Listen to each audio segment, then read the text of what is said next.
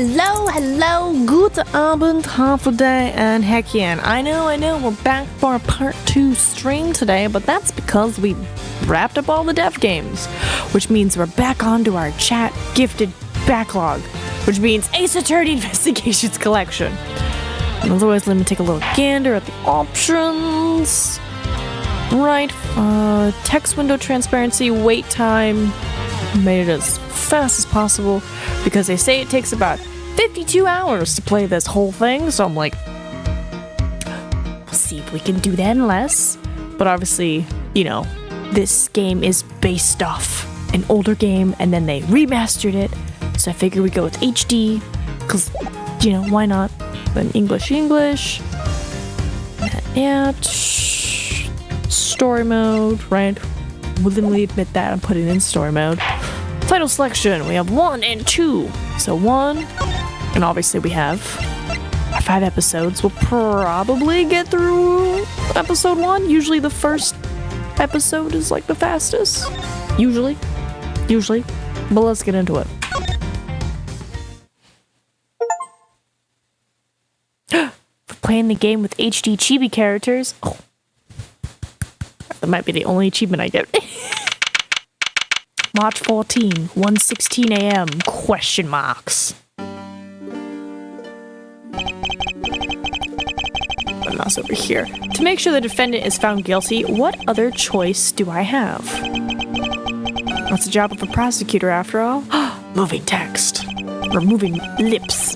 That may be true, but why? Why go this far?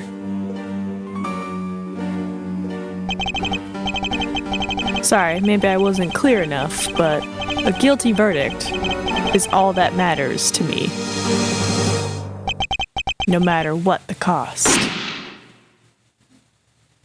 The Meep Master has graced us once more with a secondary stream. Hello, Louis Hakian! Alright, so who committed the murder? This guy with the medallion in Edgeworth's office. I'm a prodigy among prosecutors. Always have been, always will be.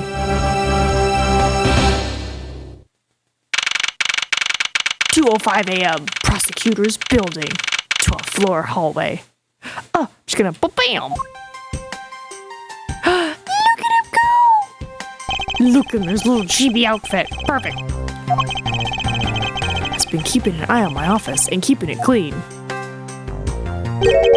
Right, I read faster than I speak. Ah, yes. Murder! Detective Gumshoe? What's this smell? It's very familiar. Blood? Oh god. What the? What's the meaning of this? There's a dead man in my office. Freeze! Oh, dang it. Gumshoe? Identify yourself. Shut up. Got some nerve committing murder in a prosecutor's office. Is that a threat? Let me make one thing very clear. What? No one gets away with committing murder in my office. No one!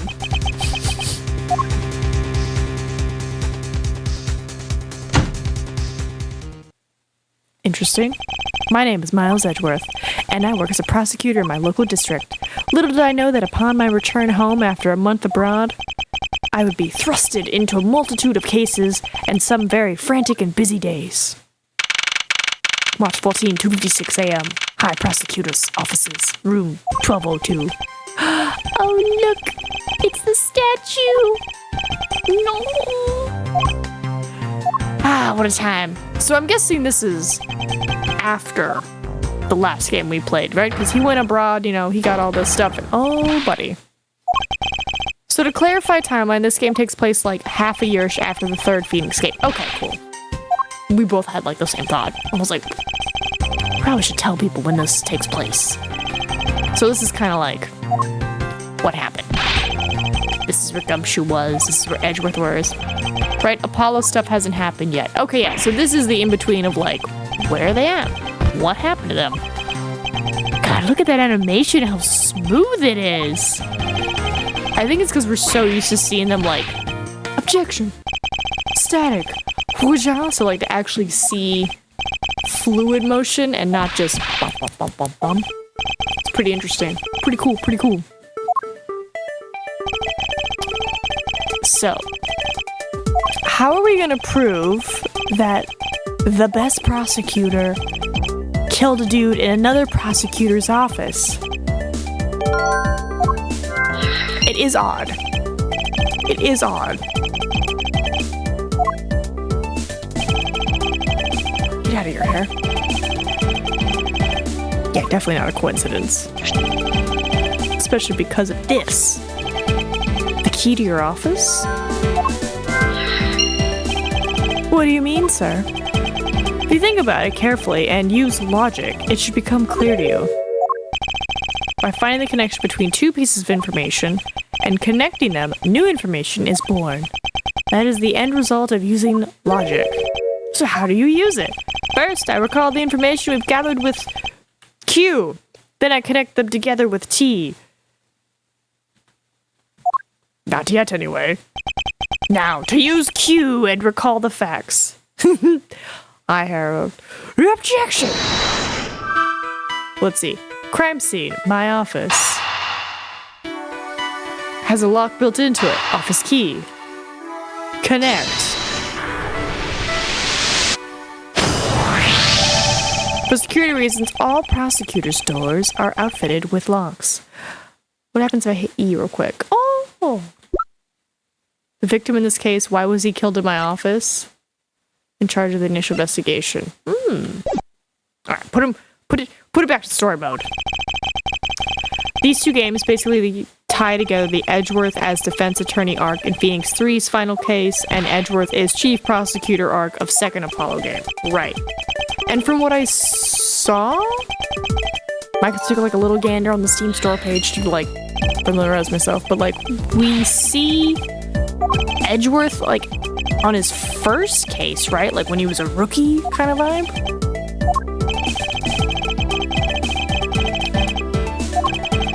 It's great. You gotta love Edgeworth be like, listen here, policeman who investigates crime, let me tell you how to use logic. I'm gonna do this real quick. Ah! Oh, no. Okay, I'm sorry. Let it go. Let it go then. And I'm assuming this is the part where you would click and examine the scene. So instead of like having just a static scene and point and clicking everything, you would essentially walk around with your person and click on things. Look at him! Oh, that's so cool.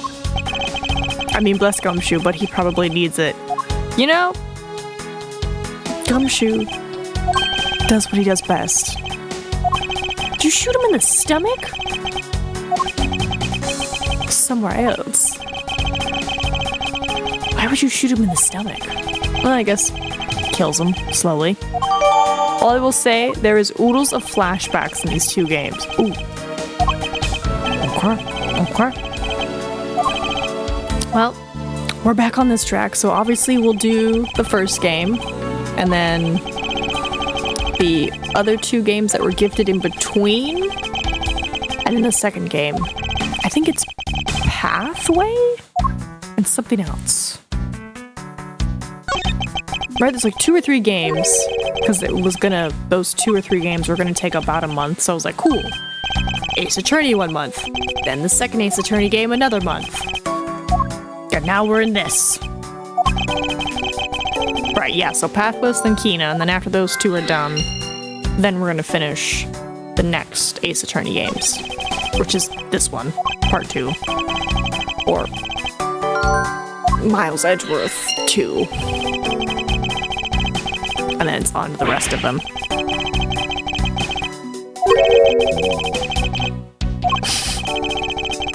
Wait, why is that written upside down behind him? Perhaps a faithful friend? Maybe. So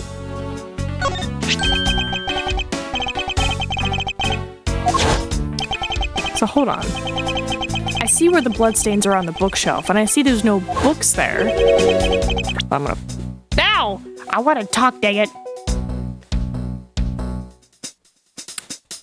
Yep, that's how these names go. They do be like that. Alright, fine. Alright, but I'm looking at this blood, and then I see blood written here. So I'm thinking, for whatever reason, he moved the books from here to here. And it's in the dark, so he can't see. So it's upside down. But why? What was back there that he decided to put all the books and then the body? It is interesting. So assuming no shenanigans happen, we should be done with all of Ace Attorney after March. Because December, Investigations 1, January equals Investigations 2, February, Great Ace Attorney, then March, Great Ace Attorney 2.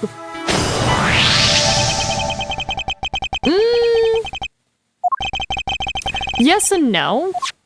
Because, like, I'm not gonna, like, wait. Essentially, like, it's still November, right? So we're doing Investigations 1, right? That's what's happening right now. And then we have our 2 games, and then once those 2 games are done, then we're doing Investigations 2. So that could be in the middle of December, or at the start of January. So, February, March-ish time frame. Possibly. That's what you're looking at. Oh, we're almost there. We're getting there. As long as nothing else crazy happens, yes. March seems like a good timeline. Right? Always expect shenanigans. Always expect shenanigans. You saw what happened in November? Wait, you're the man who did the murder! Are you alright? Don't touch me! Leave me alone! Just let me be! Sorry, but I can't do that. The investigation is still ongoing, so please refrain from touching the body. The body? The body? Don't talk about him like he's just some lump. Look at him. Jim looks like he's just turned in for the night. Sure. Just in bloodstained suit, pal. Where are my manners? Aren't you that prosecutor? Why, yes, I am. I'm Jacques Portsman. Jim here was my partner in crime. I'm Miles Edgeworth, and like you, I'm also a prosecutor. Detective Dick Gumshoe, sir? So you're Miles Edgeworth. I guess this is your office. Yes, that is correct. Then it was you! You're the one who killed Jim!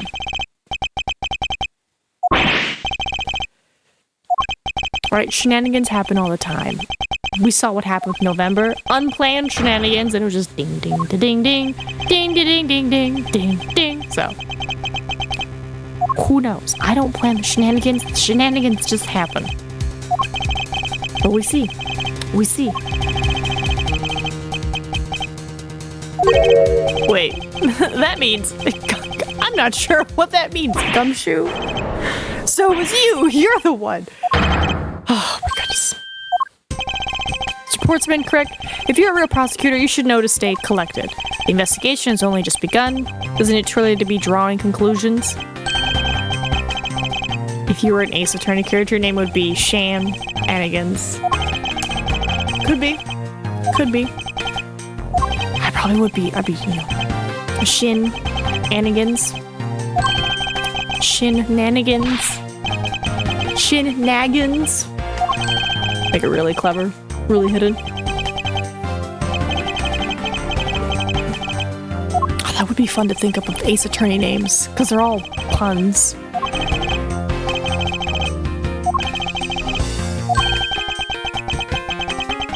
I'm thinking of Ace Attorney names now. I'm just like...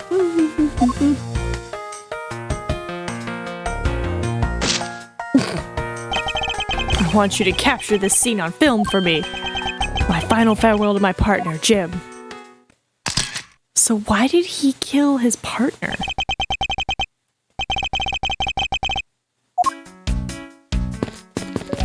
Right? Why? Ah, your jacket. What's it doing on the floor? It must have fallen off the wall when the killer tried to threaten me by firing a round. So the killer not only shot the victim, but they shot your jacket as well? They dared to shoot the ultra special jacket that you made your prosecutional debut in?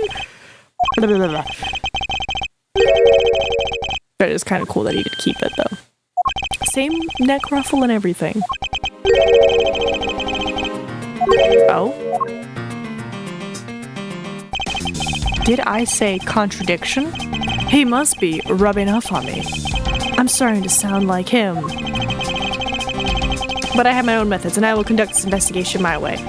When the scene before me contradicts a piece of evidence or seems off, that's when my detective skills come into play. Sorry, deductive skills. I can read.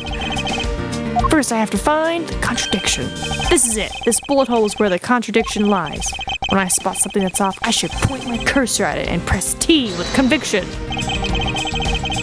And when I found sufficient proof to prove the contradiction, prosecute it. That's how it's done. Sorry, not prosecute. Present. Eureka! Eureka! Okay. What do you mean? It's elementary. 2 shots were fired in this room. The first felled the victim. Present the badge. I don't know if I can. It might yell at me.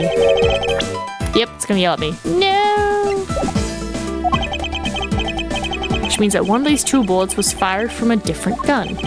Did the killer have another gun prepared for tonight? By the way, I noticed something, sir. Yes? What's that thing sticking out from behind the frame? Ah, that. It's a secret safe. A secret safe? Oh, I smell money.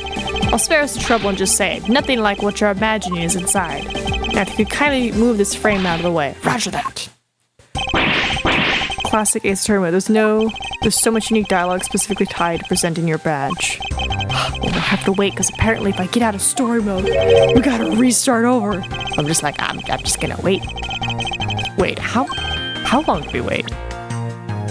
During the investigation section. Okay, so investigation section. So when this concludes, I'll just see if I can.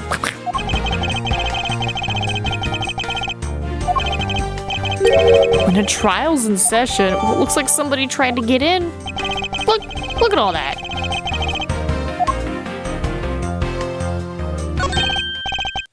Now this is odd. You found something? This keypad. Don't you find it to be a bit too clean? Yeah, there's a thick layer of dust all around it, but not on the keypad itself. You there, the forensic scientist. Yes, sir? Could you please dust this area for fingerprints? You got it, sir. How dare the game have dialogue and a plot?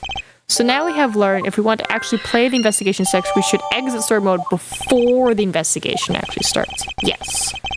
But I also just want them to do the things. Because I don't have brain.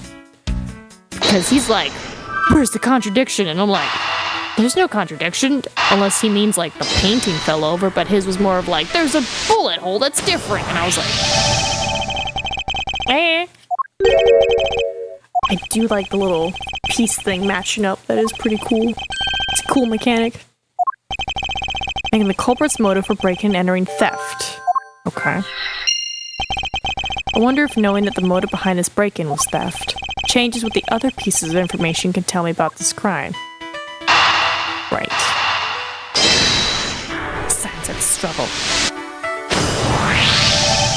There is a possibility that the files splayed on the floor are not the result of a struggle between the victim and his killer.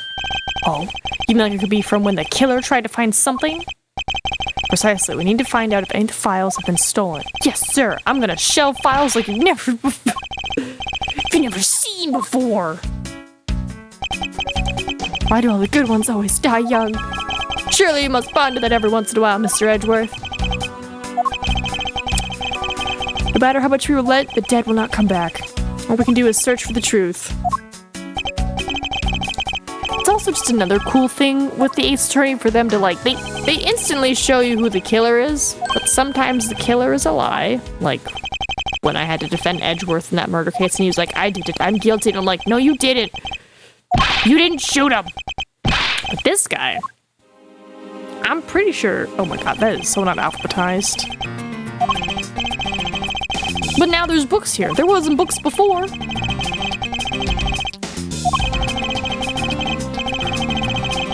Right, E, F, G, A, B, C, D. Yeah, what is this 3 A, B, C in front of the O, A, O, B? There's something wrong with this picture. Yeah.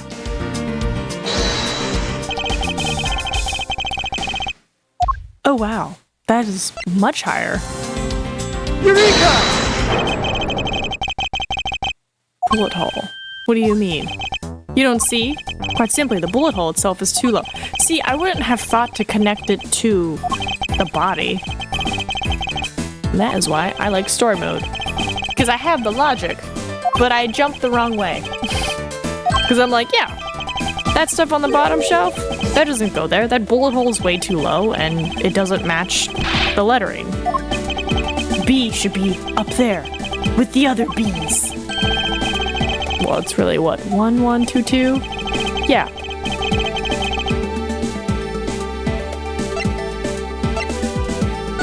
Yeah. I was like making sure I'm thinking right.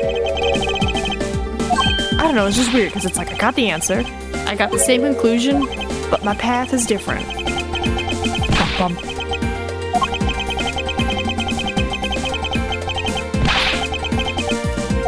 Right. 0 should be before. But the numbers are all out of order. Those white binders are special, so they're arranged a little differently. But from this, we know that the files were not in this order when the crime occurred. I believe the killer made the same incorrect assumption as you just did, Detective. Let's rearrange the files in numerical order and see what we find out. Do you think... What? Oh, I see. Okay, I see. There you go. That's where he died. And then... It almost says gumshoe. It says gum? So? Files were thrown into disarray twice, once before and once after the crime. But why? Well, the crime scene is as it was at the time of the murder. Time to give it another look. This. What is that? Why does it say gumshoe on there in blood? I'd say that's some incredibly incriminating evidence. Yes, indicative of criminal activity indeed. No, wait! There's gotta be some mistake. Mr. Edgeworth, sir, help me. Say something, sir. It appears that one of my files was stolen. Is that all, sir? What about me and my situation? Is this what the killer was really after? I mean, if it does say gumshoe, they missed an H. Investigation complete. So does that mean I can be like, well, bam? I can be like, well, bam. Or I can't present this to anybody, but I just want to look at it. Ooh. Oh, there's a little A on it. Oh, that's cute. Pew. Sorry.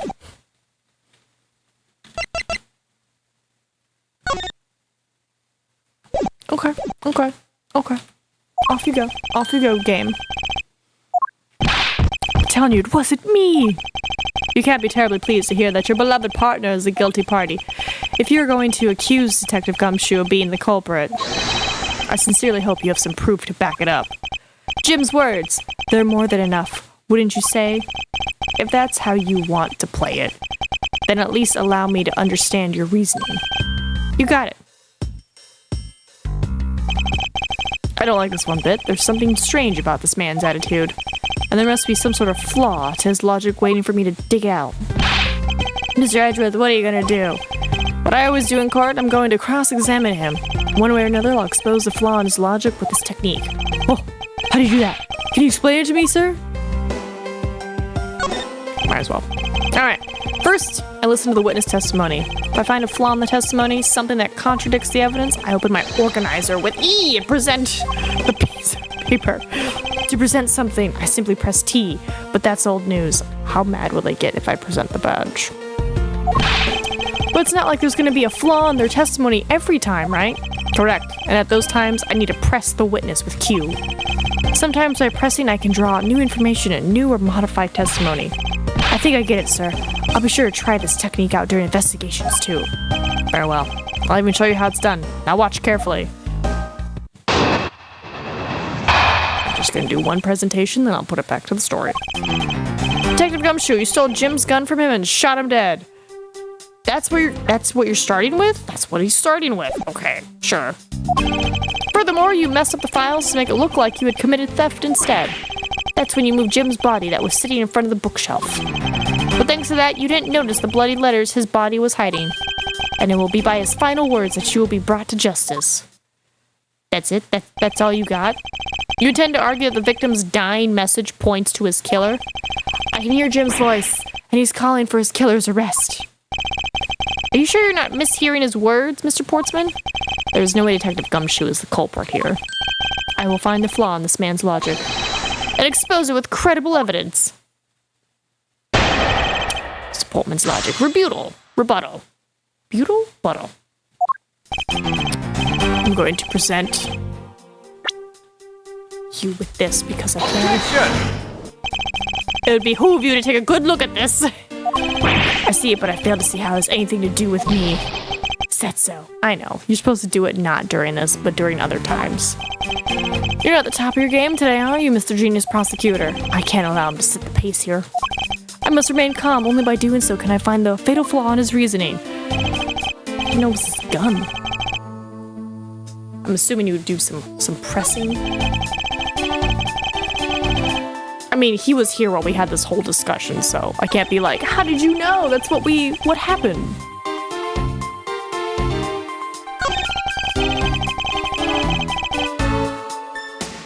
I don't think you noticed either. Objection! Perhaps you're not aware, Mr. Portsman, but there is a serious flaw in your logic. Bringing a bit of the decorum into this, I see. No problem, I'm game. I can't help but find it odd. Excuse me? Odd that a fellow prosecutor be brought down by the power of his own office. What are you talking about? Oh, you're joking, I get it. If you have time to laugh, then you have time to take another closer look at this. Do you still not see? If not, may I direct your attention to the missing file? What? That's impossible. What's impossible, Mr. Portsman? Nothing. The files on that shelf are all about a certain case. When the killer went to take the file after murdering your partner, I highly doubt they could have missed the bloody letters written on the spines. It's possible that they could have taken the file before committing the murder. I think it's pretty obvious that the file was stolen after it was written on. The missing letters in the detective's name where the file should be is proof. Yeah, I mean, the S is gone. There's only half. Detective Gumshoe really was the culprit in this case. I highly doubt that even he could overlook his own name written on blood on the files, especially as a detective who can't stand the sight of blood. Which means, what exactly? What does that make this dying message? It makes it the work of a criminal intent on tampering with the crime scene. That's so low. I can't believe the criminal tried to pin this whole thing on me, sir. I'm gonna get him, sir. You'll see. I'm gonna have them under arrest in no time. Well, Mr. Portsman. Brilliant. Absolutely splendid. Hi, Russell. I appreciate the praise, but it doesn't change the fact that your reasoning is flawed. Meh, you win some and you lose some. That's how life goes. Glad everyone's so cheery, even though I feel more dead than alive. Oh, but you know, it really is a shame. I really didn't want to have to bring this up, however. What is it this time? Are you still after me, pal? Hear me for 1 second. Who has the key to this office? That would be me. But Mr. Edgeworth just proved that I'm innocent.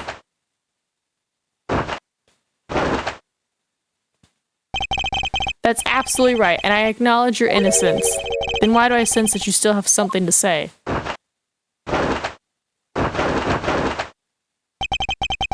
Well, I was thinking, did you know there is one other person with a key to this office? One other person? I'm assuming me? Yes, sir. What is it, sir?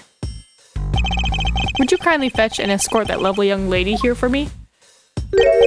A lady? The girl is a member of this building's security. Think of her as a material witness. Security? Did you say security? No, stop, pal, don't. What's wrong with him all of a sudden? I believe she needs no introduction. I've called upon Miss Maggie Bird, a member of security! Maggie! Detective Gumshoe, sir? Maggie. Miss Bird is a security guard on watch tonight. I see. And your point is? My point is that she could very well have used it. And by it, I mean the master key, which can open all the office doors in this building. No, don't bring her into this. She's innocent. And the only other person with access to this room is Miss Bird. How dare you? I would never sneak into someone's room. That's right, I refuse to believe that Maggie's the culprit. It was me, that's right, I did it. We take that as a confession? Well, it wasn't really me, but it definitely wasn't Maggie. So yeah, it was me. If it was, you have no problems with that. Come shoot, stop. Stop. So, why does he have like a lab coat that he's taking on and putting off constantly? What, now it's the girl who's the only one who could have committed the crime? Portsman. Russell? Yeah, you want to come watch crime with me? Come watch crime with me. Watch your tootsies.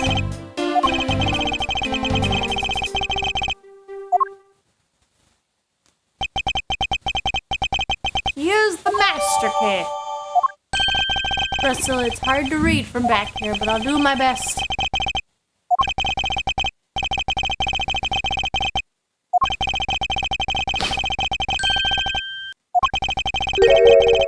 Better watch those tootsies. Here, let me move stuff for you. Let me move stuff for you. We gotta go.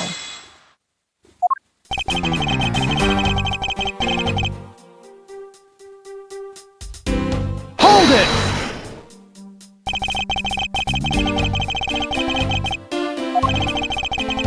He's purring. I don't know if you can hear him.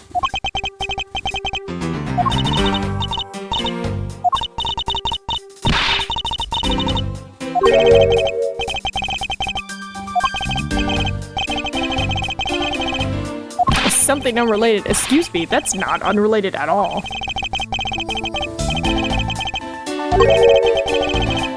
Yes. She's probably gonna say someone stole the master key.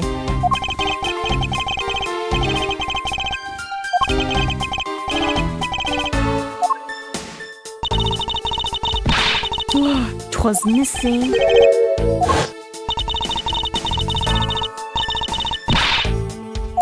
Oh, Russell, come here. I can't have you up here. Here.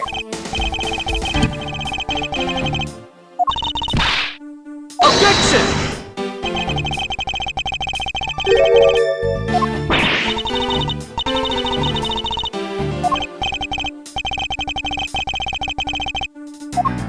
Are you trying to, like, lay down? Here, let me give you room. There.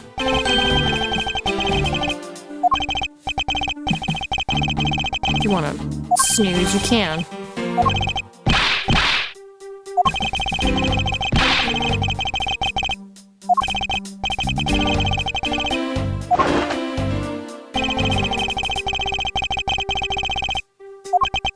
Saw the culprit? What?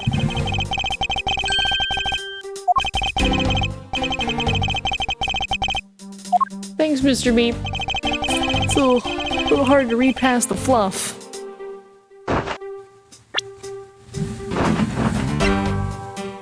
You're such a good prosecutor. You're such a good prosecutor. Get him, Russell. Get him. Oh, you're done? Alright, he's done prosecuted. Good job, Russell. Came in with the save. But you must also be aware of the fact that the safe is a secret safe, the existence of which is only privy to prosecutors. I find it a little hard to believe that a hidden safe was a part of her cunning plan.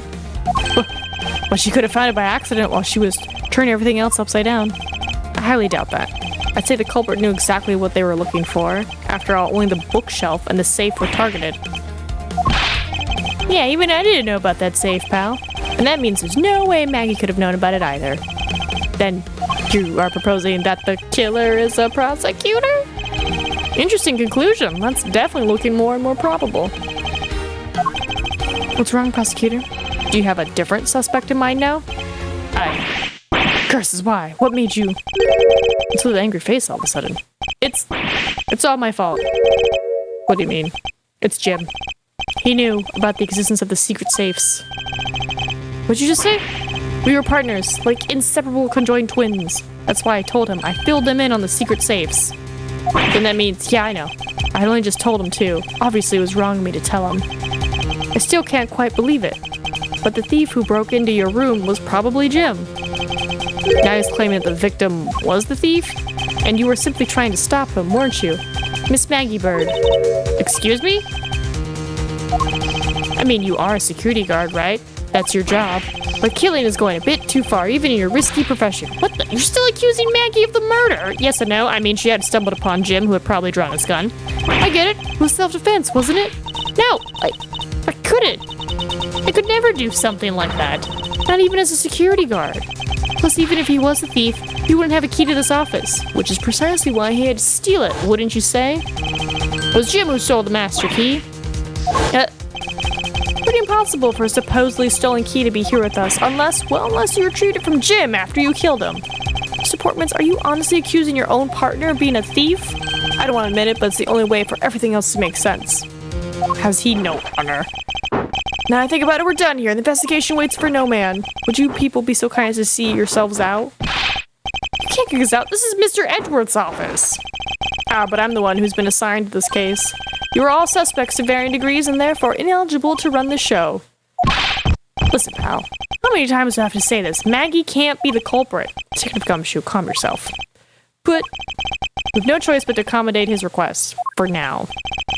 Thank you, Mr. Edgeworth. At least one of you understands. Also, shout out to this guy who's just been dusting constantly for fingerprints. He's doing great. Alright, well now that Russell's not up here, I'm gonna put this wrist guard back up. To be continued. Bum bum.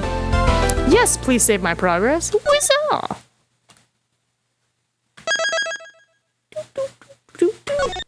Perfect.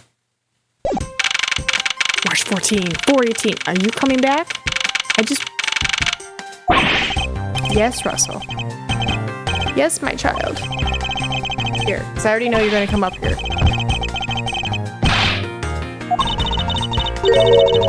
Alright, I was like, I know you. You're going to come up here already.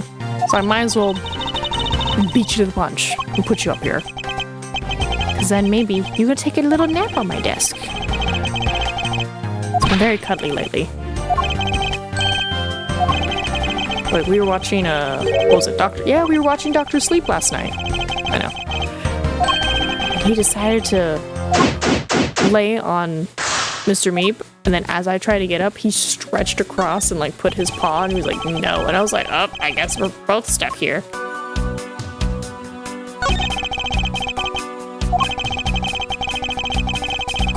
Guard, no signs.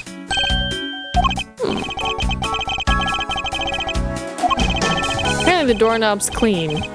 That's a whistle. You did a good job of not leaving any clues behind. Where are you going?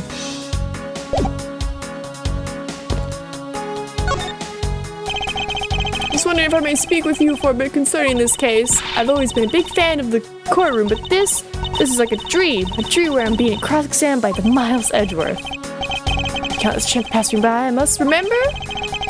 I should jog. Russell.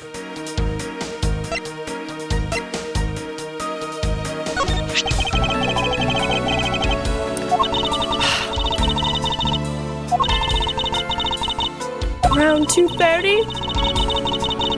I ask you, son, I'm trying to read. Key went missing between 1 and 2:30.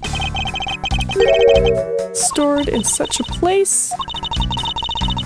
Further inside the room, away. Okay, so somebody had to get inside the room. I left it out. It was after I used it that I left it sitting out on the ledge. She used the master key? Okay.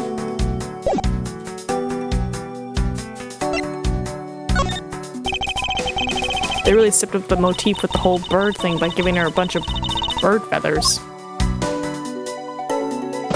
For this prosecutor forgotten his key. It means my job as a security guard, right? What is it? That's right, I just remembered. The prosecutor who forgot his key wasn't him. It was Mr. Portsman. Please tell me more, Miss Bird, quickly. Bum bum.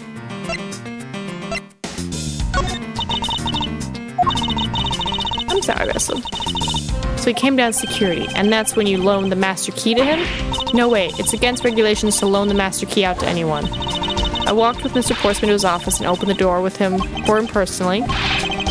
And then, what happened after that? Well, he called for me to come close up his office as he was leaving to go home. It was around 1:30, I think. So in summary, for the sake of one forgetful prosecutor, you used the master key twice tonight. Talk about suspicious. I doubt you can say that you've never left your keys at home, Detective. I think this calls for a thorough examination of his door. I'm not even like, let me finish having a conversation. They're like, no, we're gonna go investigate this door.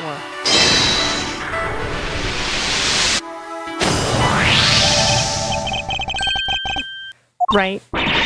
No way. I mean it. You said that you locked up Mr. Portman's office at around 1:30. However, the master key had already been stolen at that time. You saw that contradiction like a pro. I totally forgotten about that, but thanks to you, I remember it now. You're right. It was around that very time that I realized the master key was missing.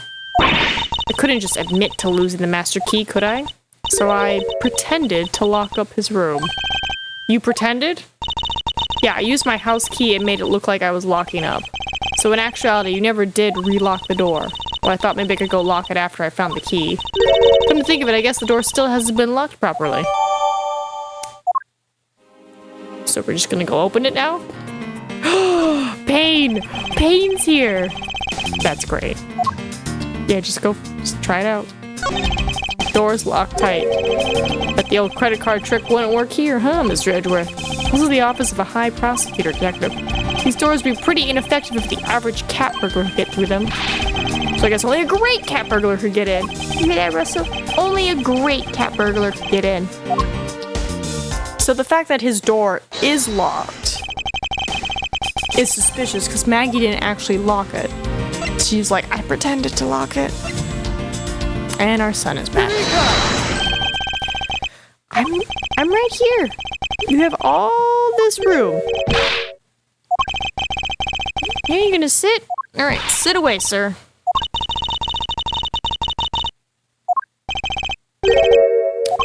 Means he blocked it.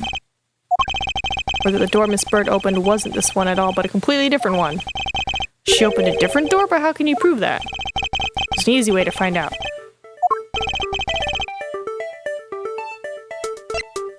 Prints? The prints on the doorknob will tell us everything. Do us a favor and see what you can lift from this. There's no need for such belligerent nostril flaring, Detective. I have found only Mr. Portman's and Mr. Faith's prints on this doorknob. So only 2 people's prints were found on this, which means this is not the door she opened. Thinking logically, a certain other person's prints should be on this doorknob as well. Maggie Bird, but they're not.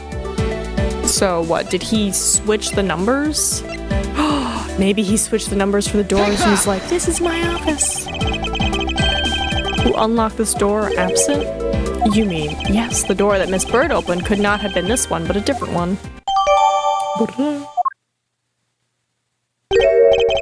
What have we here? I won't rest until I've inspected every suspicious looking nook and cranny. The paper. Also, did somebody moved this thing? Because look at the carpet imprint. Guess I'll catch up with you later, buddy. Suspicious. How about a game? That's okay. I just found the position of the tube to be off. Sweet slam dunk. It is quite odd.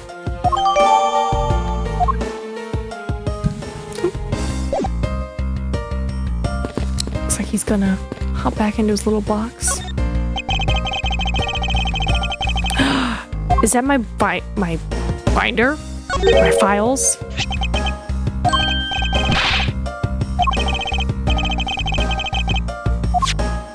There seem to be a few pages missing. Our thief took only what was necessary and left the rest behind. So what are these O files about? I guess they've got something worth stealing in them? Not particularly. It's just a collection of court case files. However, the cases within these files are not mine. Huh? They belong to the high prosecutor that used to occupy my current office. I have my reasons, but let's just say I was charged with keeping them as they were. That means the thief must have also wanted the file for a specific reason. Well, it seems so.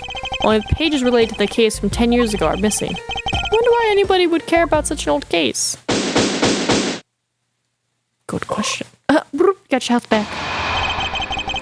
Alright, he's loafing. I can put some of this stuff back. Hopefully he doesn't come back over here.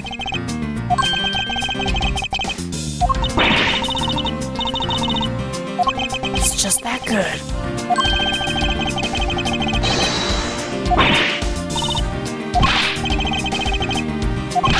So my logic senses were telling me.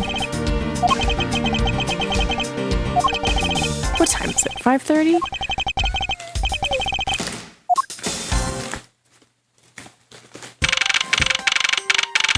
Oh no. I think I waited too long to eat this muffin. Oops.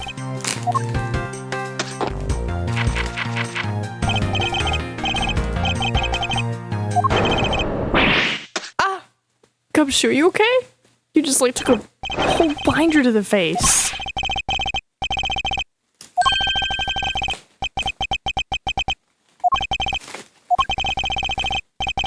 Don't mind me, I'll be eating a muffin.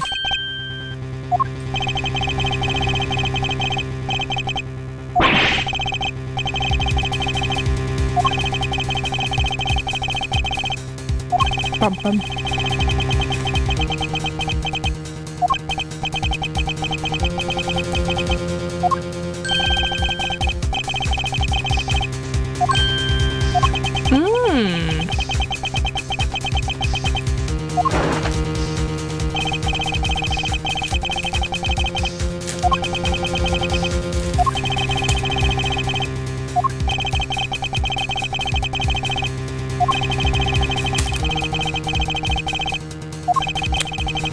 Where's my little mute button?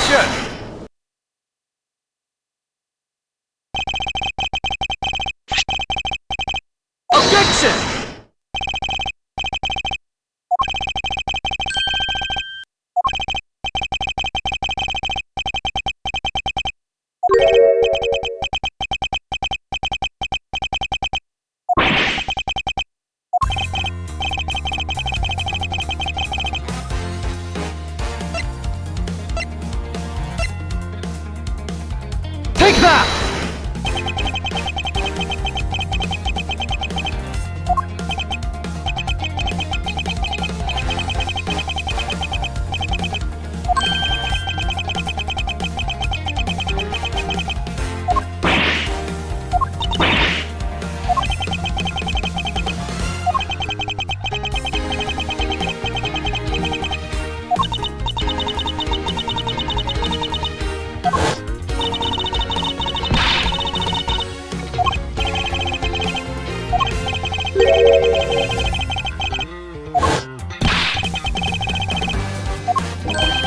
so that's why the carpet thing moved. He moved the basketball hoop and the number plate.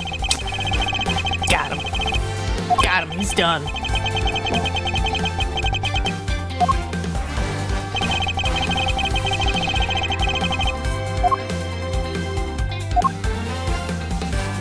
Take that!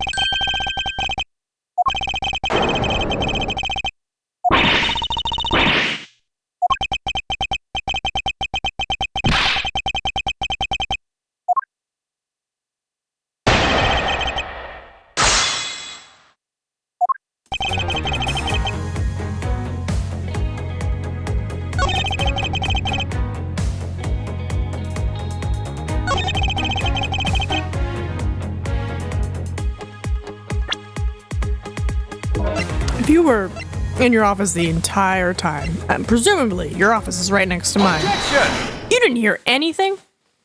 Also, there was this note under your door, but also mainly, you didn't hear somebody robbing me? You didn't hear the struggle? You didn't hear somebody die? I feel like that would have been like a big, like, news thing. Like, why didn't you call for security when you heard shuffling? When you heard a gunshot? Nay, 2 gunshots. I guess get him with the cool paper logic. That works too. Objection!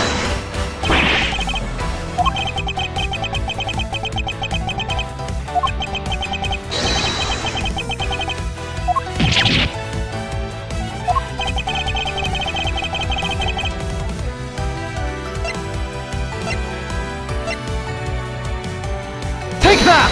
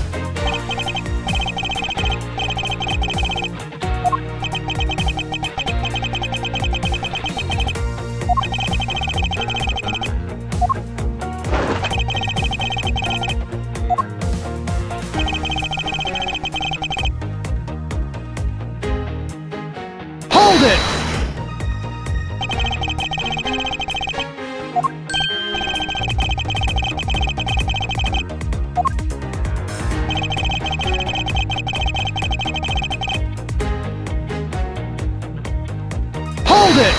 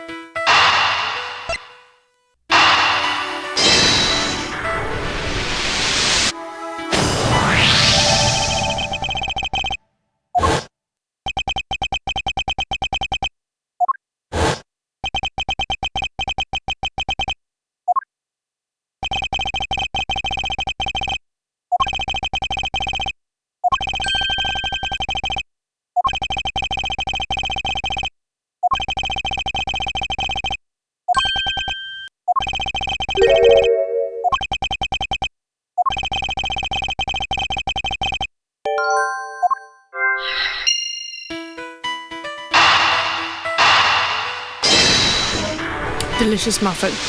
Okay. In true Ace Attorney fashion. I have the perfect alibi. I'm just sorry I didn't tell you about it at first. I simply remembered it now. Was accusing you for murder for how long? Ace Attorney characters, they suddenly remember they have an alibi.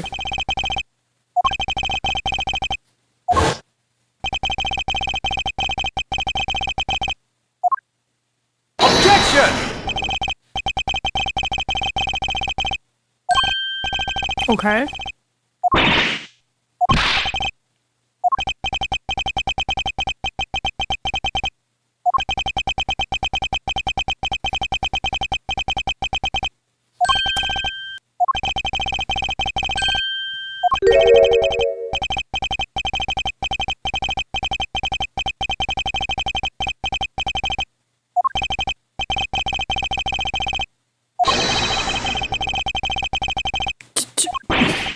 There were two culprits in my office.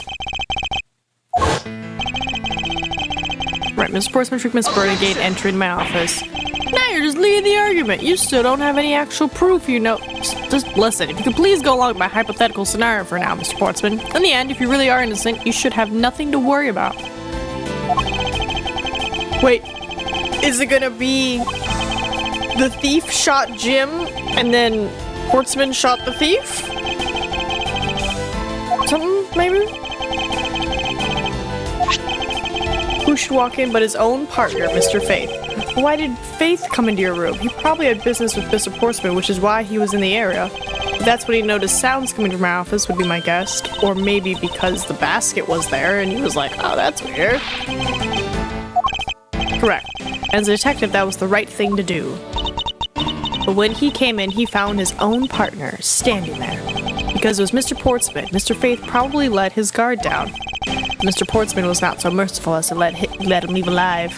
He waited for a chance and stole Mr. Faith's gun from him, and then he killed him. He silenced Mr. Faith for catching him in the act of stealing.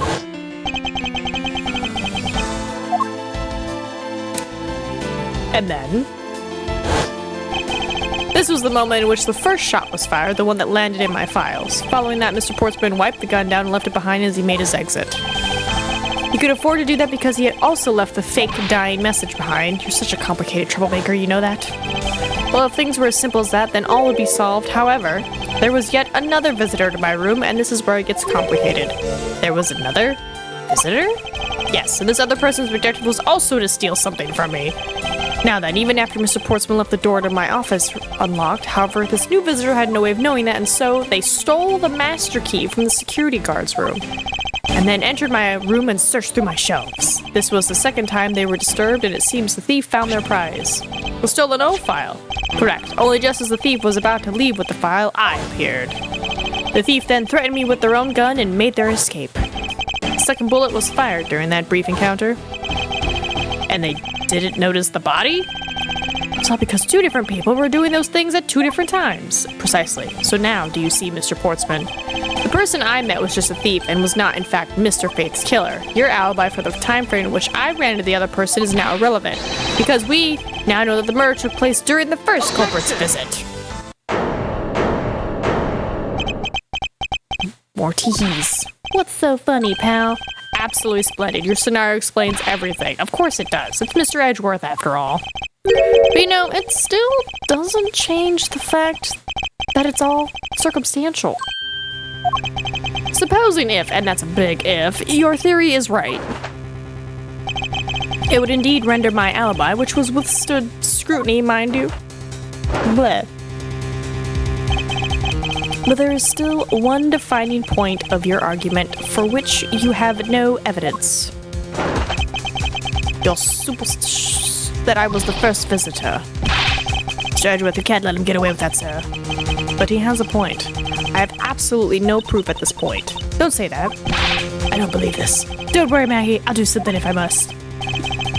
You know something? I find your attitude to be somewhat peculiar, Mr. Edgeworth, and the person you met was really just a plain old thief. And why is that person not your main suspect? That is, if your theory is correct. Okay, I need to do this, cause we be dropping frames. Dropping frames. Dropped like a lot of frames. So I was like, let me pause real quick. Because it's like, it's doing great, it's doing great, it's doing great. And then it goes, it's doing great, doing great, doing great. It goes, so there is a small chance that this might be a short stream today.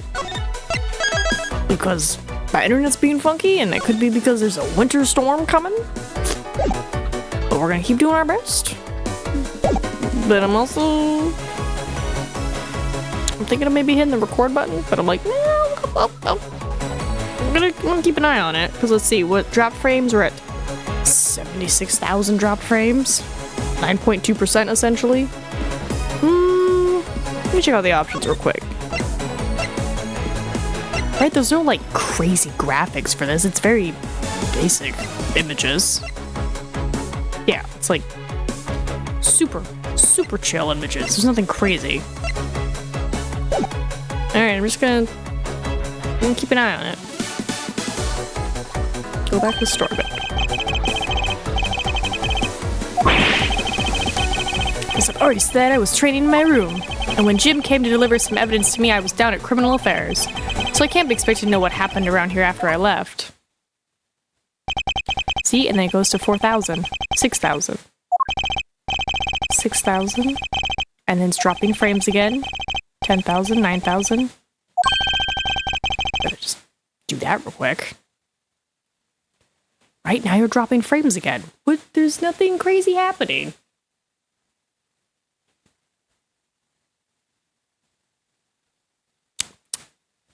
Alright, well, we're gonna hit the record button because just in case it suddenly doesn't record everything. Oh, does that mean I have to do a mishmash? Because I didn't record at the beginning. I might have to do a mishmash. Fingers crossed that I don't have to combine the beginning of the stream and this recording. Fingers crossed. Alright, I have to find a way to prove it. Let's see, an hour and 7 minutes? Alright, give me a second.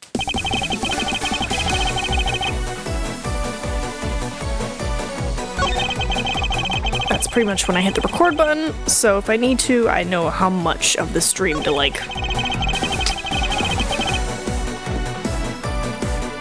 Alright, what did he say? He was training in his room, but then Jin came to deliver some evidence to me. I was down at Criminal Affairs.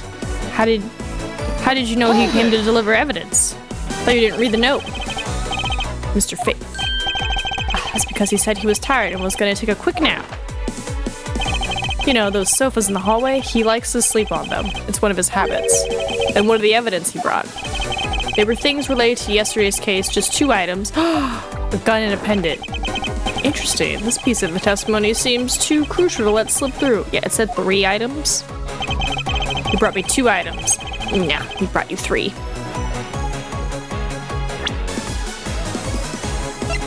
If you read the note, you would know. Objection! Objection, you're lying. Is you fail. Excuse me? You fail as a prosecutor, Mr. Portsman, as you intend to keep evidence hidden from me. What are you talking about? I haven't hidden anything from you. Well, here's a piece I think you should read. Carefully. 79,000 frames dropped.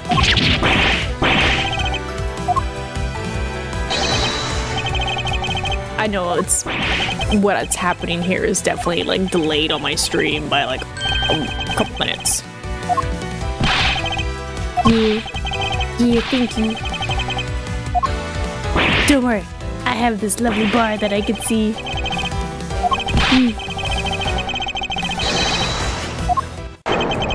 No! Got him. What's this?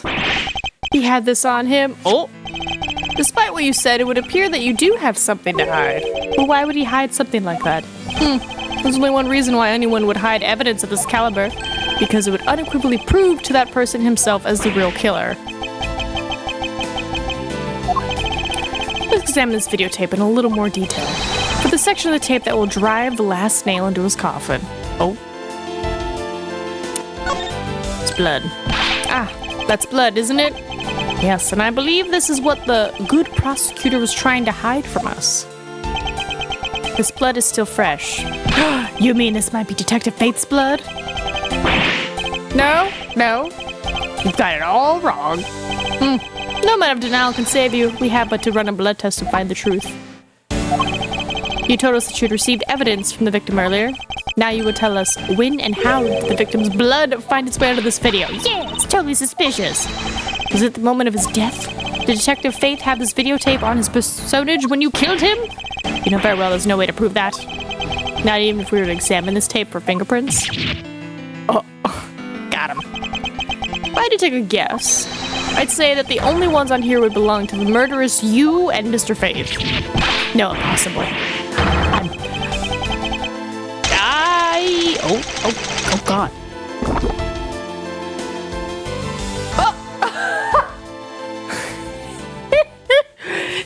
His teary, closed-eyed face was, oh. So he ate a medal and passed out.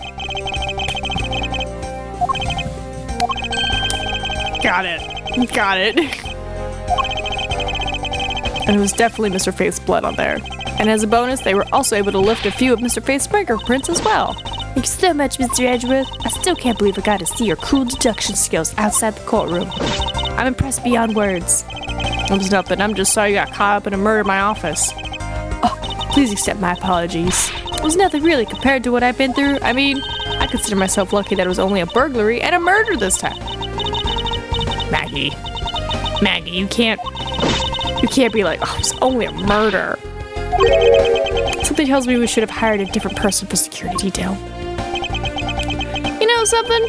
That Mr. Portsman really was one corrupt prosecutor. And why would you say he was corrupt? Well, I heard that there were a number of suspicious things related to his court cases. There was even rumors about how some of the evidence he used is forged. And they say he even decided not to prosecute a few cases for some really vague reasons. He was a complete disgrace. We never did get around to asking what his reason was for breaking into my office. Yeah, whenever we got near that topic, he just clammed up. Although, we can be pretty certain that it was to steal something. This is between you and me, sir, but there's a rumor that some sort of huge organization is involved behind the scenes. Oh, well.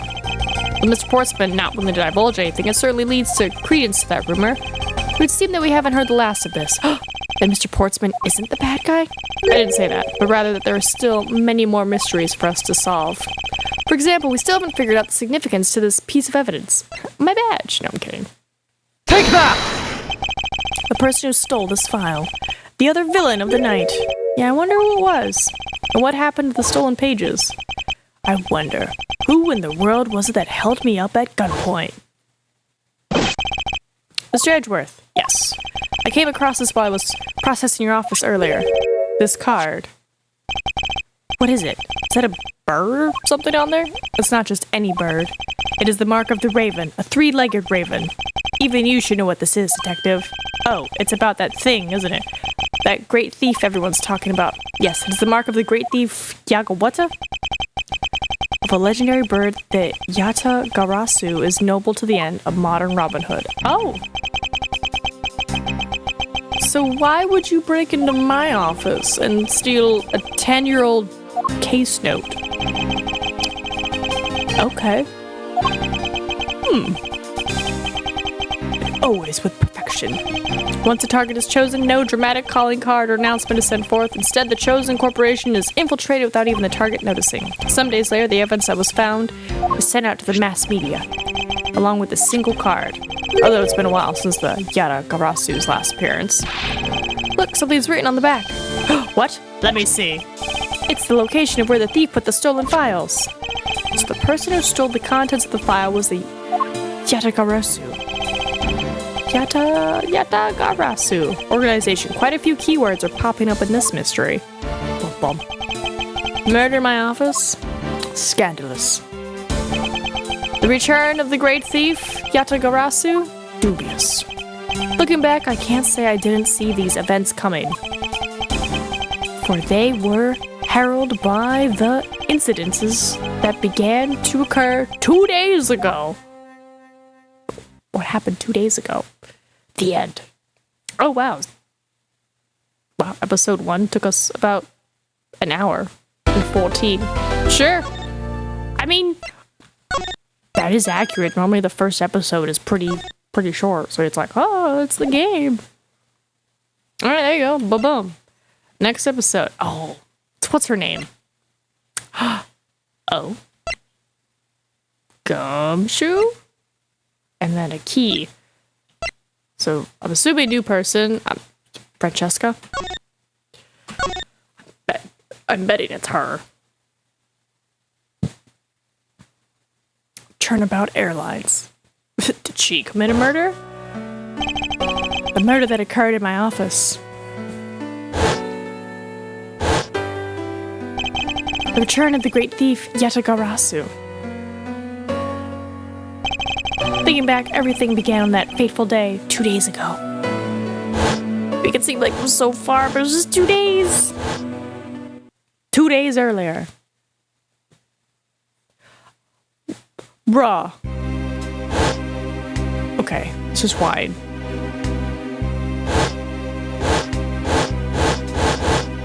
Sorry, was there a murder on the plane? There was a murder on the plane. God.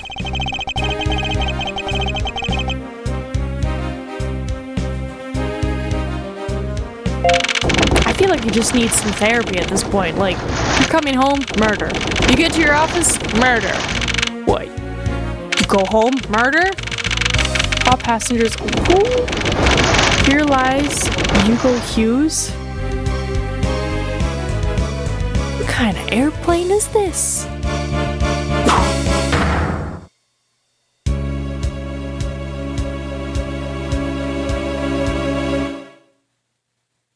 Okay. A poor guy. Not the wine.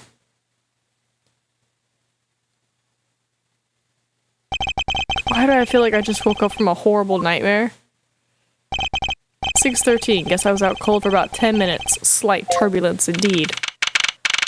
Ladies and gentlemen, we are currently experiencing some slight turbulence. For your safety, we ask that you return to your seats and fasten your seatbelts. I suppose turbulence is to be expected on a flight, though admittedly I'm less than comfortable with anything resembling earthquakes. What's this? A travel wallet. But it's not mine. How did someone else's travel wallet wind up in my pocket? Why won't this headache go away? I'll take care of this travel wallet later, or hand it off to an attendant. From earthquake-like turbulence to an elevator. Oh, poor guy. He's just everything. What am I doing hesitating like this? Also, an elevator? On an airplane?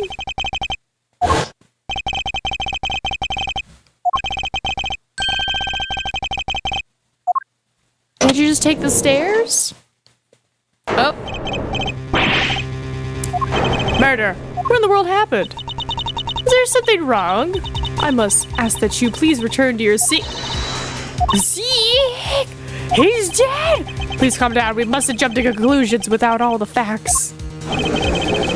Something happened? You murderer! What? No! You have it all wrong. Was it me? That we know of. Ooh. Oh. I think I'm in handcuffs. So what do we got here? We got somebody who's very nervous.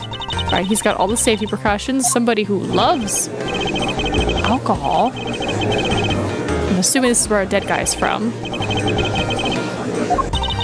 And then he's got bread, ice cream, steak, video games, snacks. Man, he's living it up.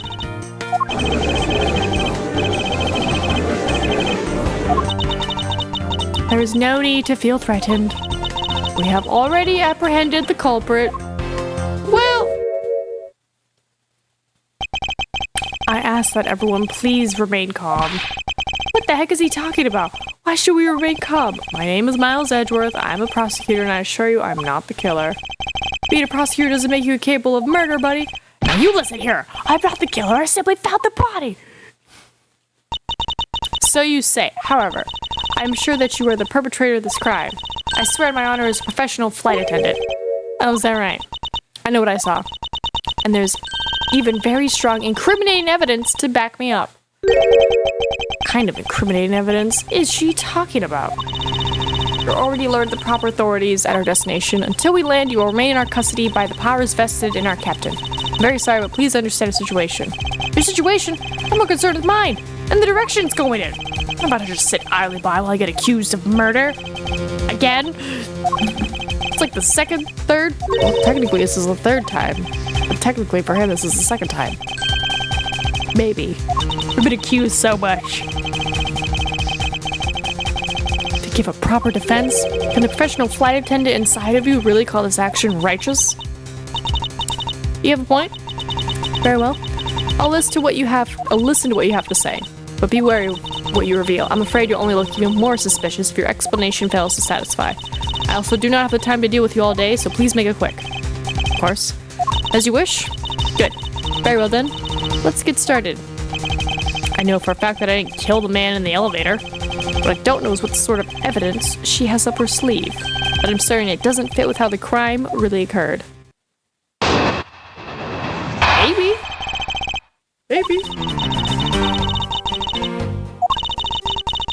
Miss Edgeworth, I'm certain you are the killer. The scene I saw in front of the elevator. It was you, standing there with fresh blood dripping off of the murder weapon. What? You mean this wallet that I picked up from a spilt wine? Wouldn't you agree? Not really. It's hardly perfect when there's a gaping hole in it. Bum, bum.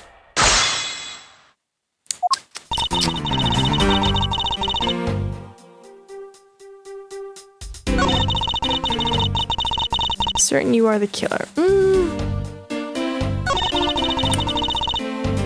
I'm assuming this is where I pull out the wallet and I'm like, what are you talking about?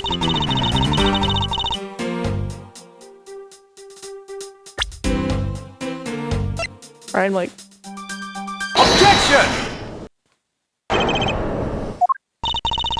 what's with all the yelling all of a sudden? Ugh, force of habit. Objection! Oh god, why are you yelling at me? It's perfect. Alright, so let me take a gander here real quick. Alright, Ace Attorney Investigations.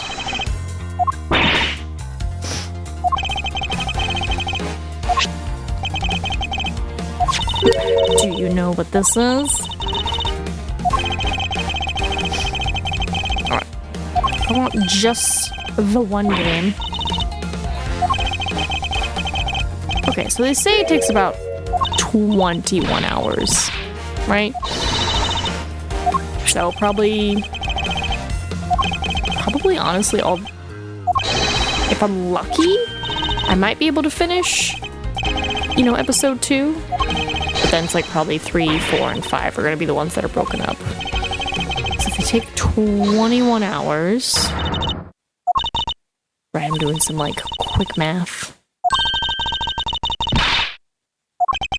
Yeah, it's like 5 1/4 a stream. But with all my frames dropping, I'm like, I don't know if I'll be able to get very far. I mean, thankfully we're recording, which helps, but it's dropping frames. And I'm like, do I need to turn off my cam?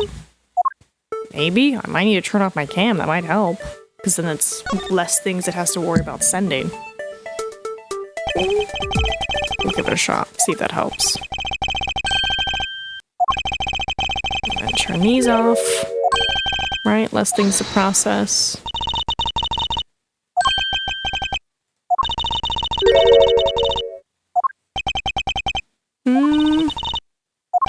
We're still dropping frames like crazy!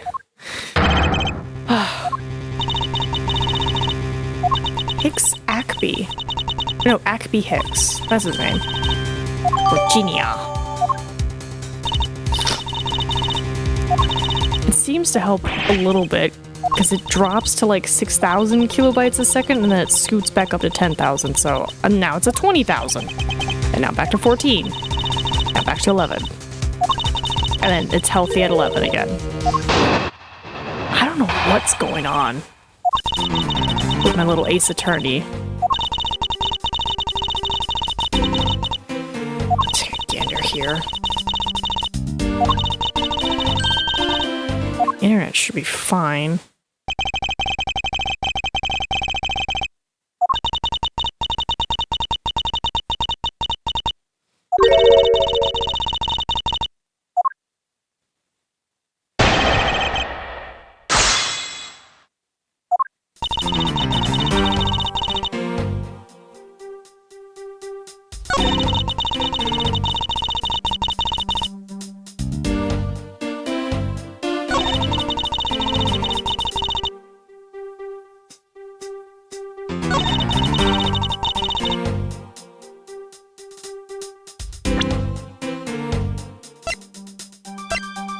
Alright, says the Wi-Fi is booming.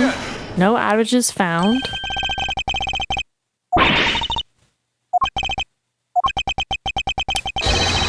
Guess I can't do Ace Attorney and Helldiving.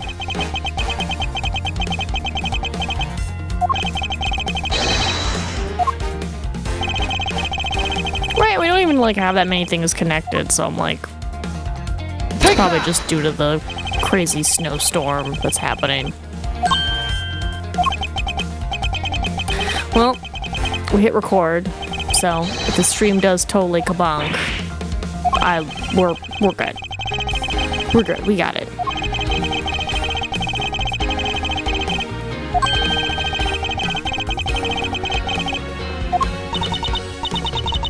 Objection!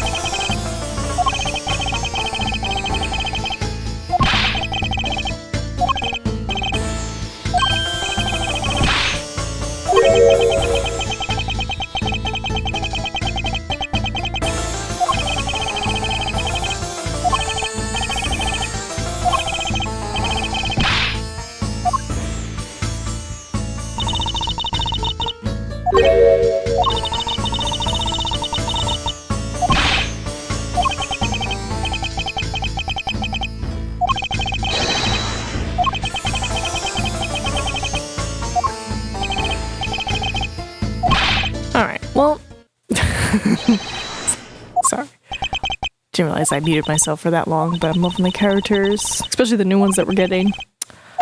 We're gonna see how far we can get with our silly internet and drop rate, but I think if we finish episode 2 and it hasn't gotten better, I think we'll stop for the day. So until then, we'll just do our best and hope for it.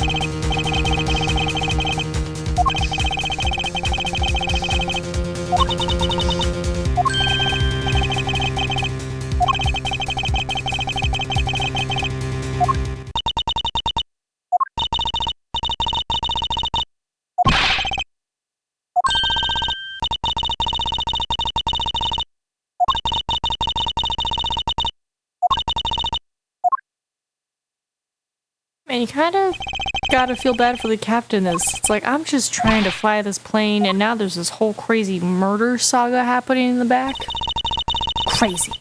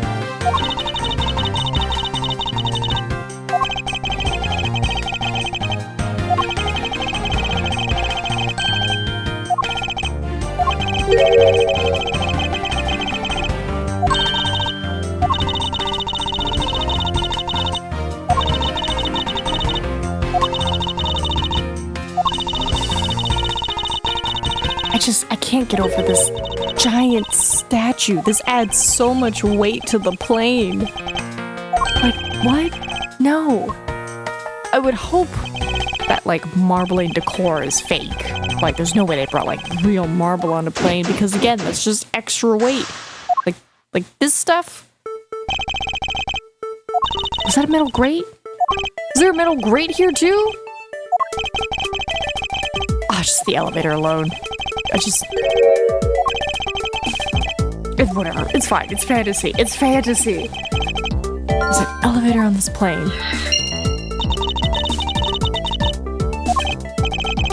How much does that weigh, though? Are elevators heavy? Like, this is heavy. You know what? I'm gonna look it up. I'm gonna see if there could be an elevator on a plane. And I don't mean, like, a dumbwaiter. I mean, like this big thing.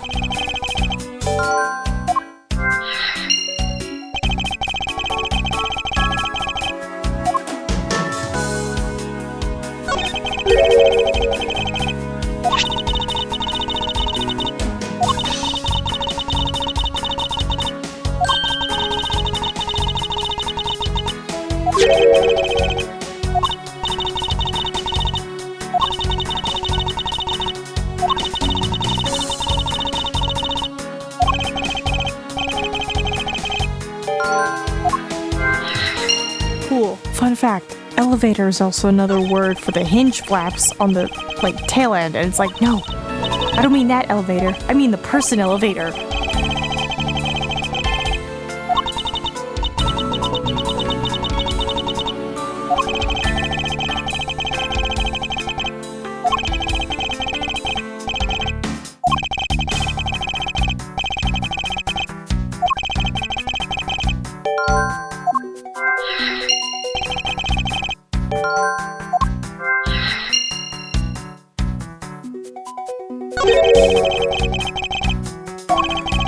Okay, that's what I figured. Alright, but like most commercial airlines do not have passenger airlines, right? But obviously a few specialized aircraft have internal elevators for specific passengers or functions, like a custom VIP Airbus A380 for Prince Al-Walid bin Talal has an elevator for its owner to use between floors and to the ground. Additionally, some historical and custom aircraft, such as Franklin D. Roosevelt's VC-54 Sacred Cow, were equipped with a wheelchair elevator for presidential travel. But conventional aircraft use external lifts for passengers who need assistance, and some have small internal dumbwaiters for moving food. Cool.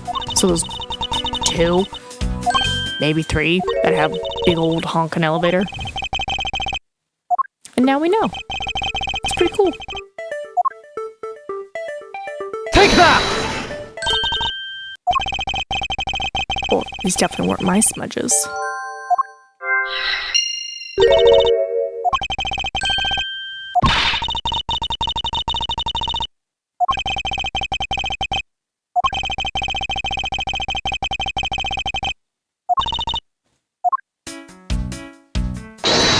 You're doing great, Edgeworth.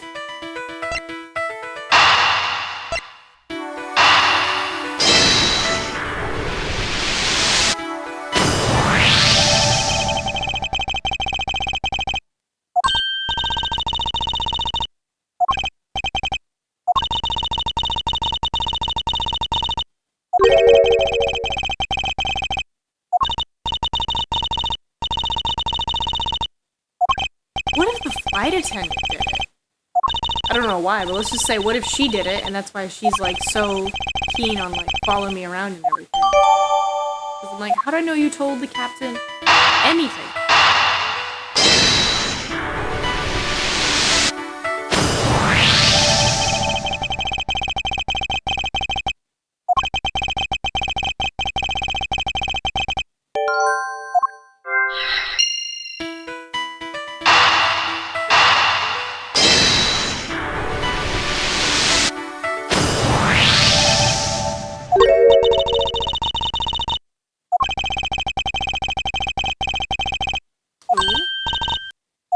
Oh yeah, the wallet. Duh. I was like, how are you gonna do that? And then it's just like, Nina, literally, remember the wallet? It's like, oh yeah, you're right. Sometimes we're just silly.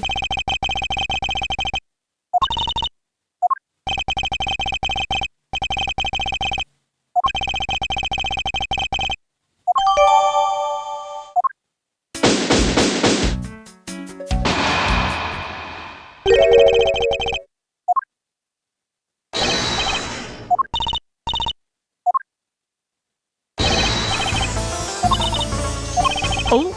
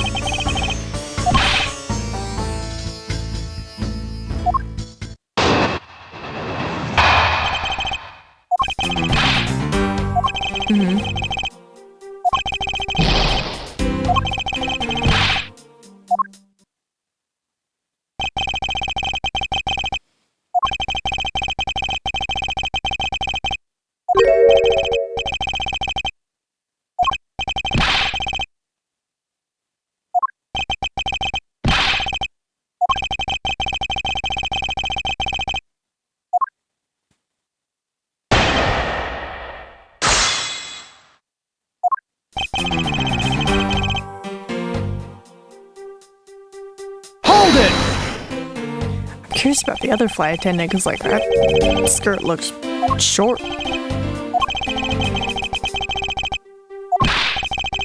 Also, did she have like a plushie?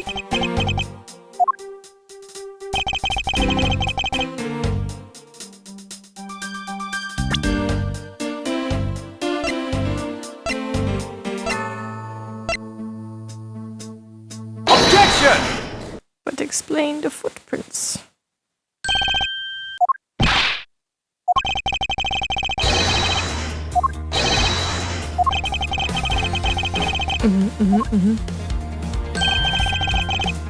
You done goofed. Something got dragged and somebody walked away. I wonder if it was like a little bag.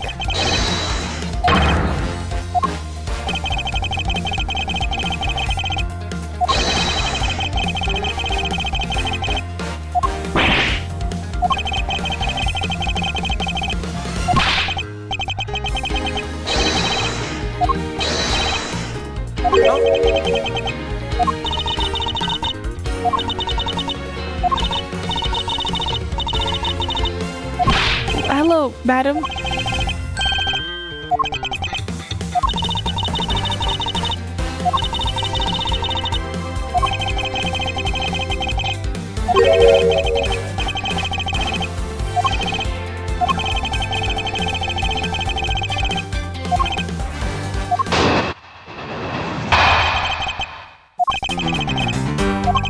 Yeah, I'm curious who this second flight attendant lady is, who apparently knows hieroglyphics?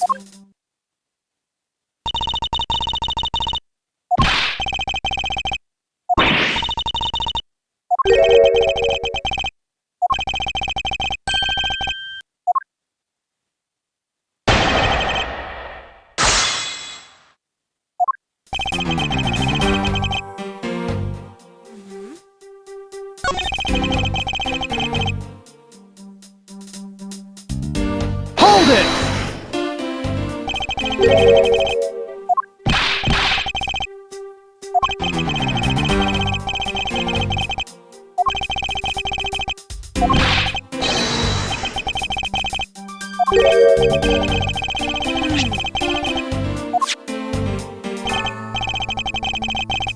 Oh, I see. He's like, this must be my meal time. With my foodie time.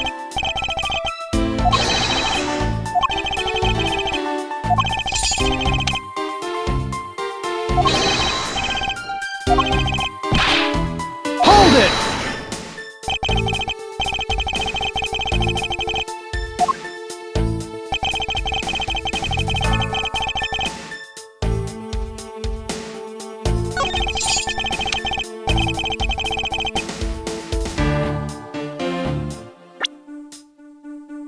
You set it to the destination's time? Objection! Isn't it gonna be set to the place we left's time?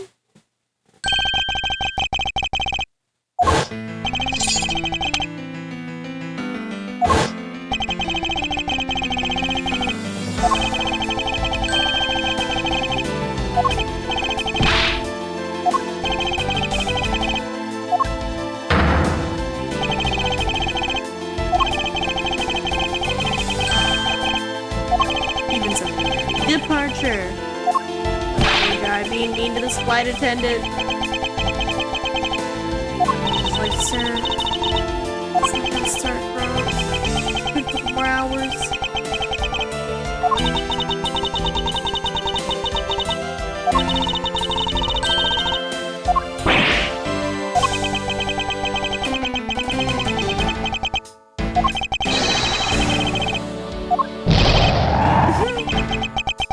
Little animation.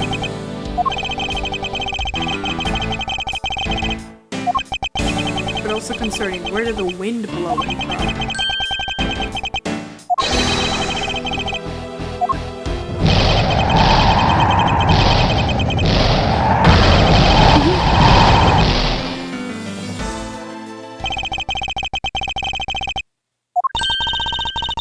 That clears me being the murderer, but now we gotta find out who is the actual killer. Also, that flight attendant be taking a nap.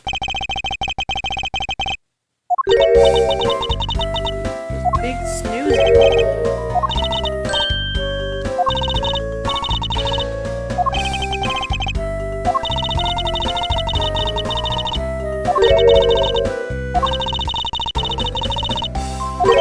Sorry, is that Cammy Melee?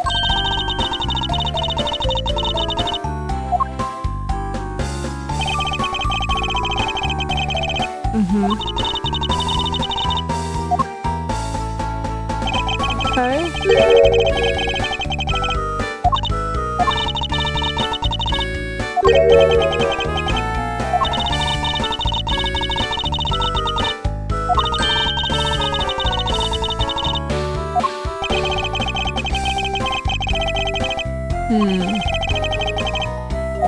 Unless he came in through the cargo.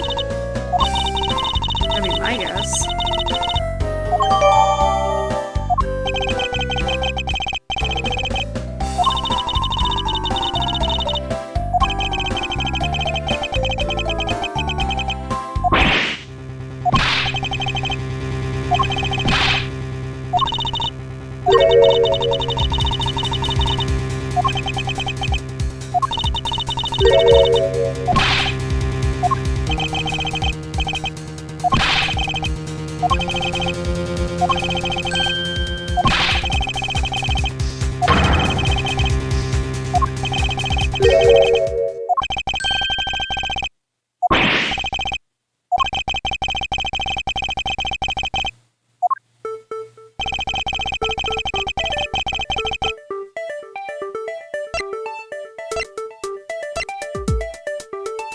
Take that!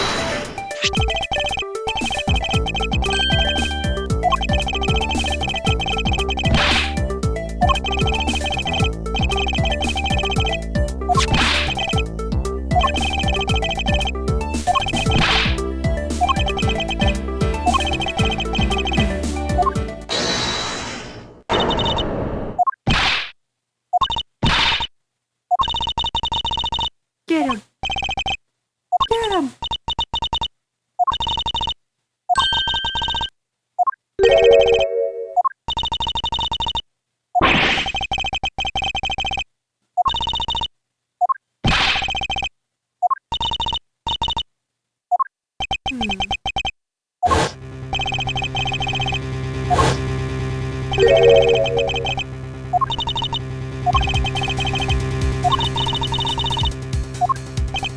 Light attendance room.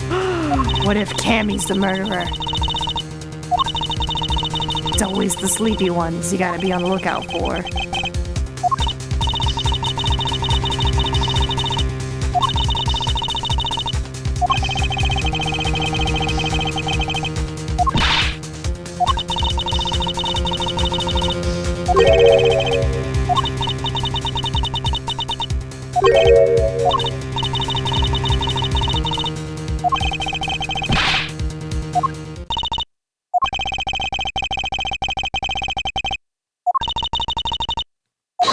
Apparently there's a shop on this plane.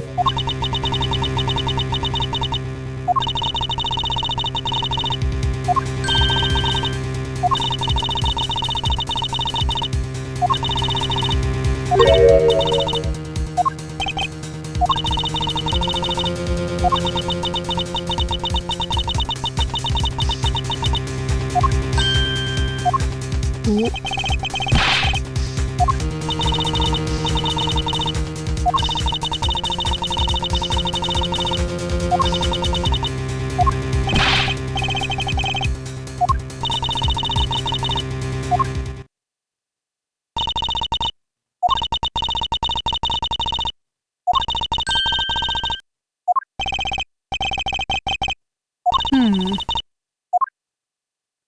What is this drama happening between them?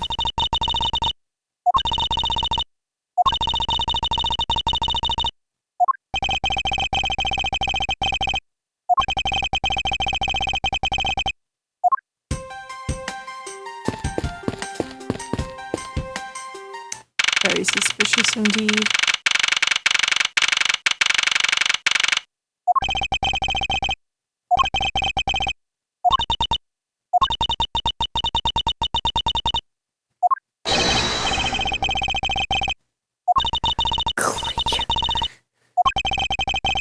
I'm just gonna clean it up real quick.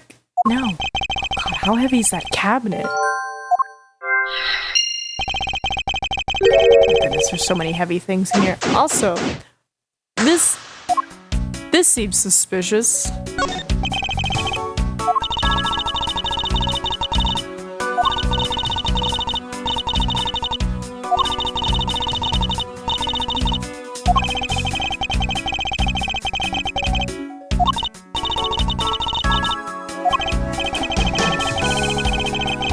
Alright. Did you buy a suitcase after you boarded?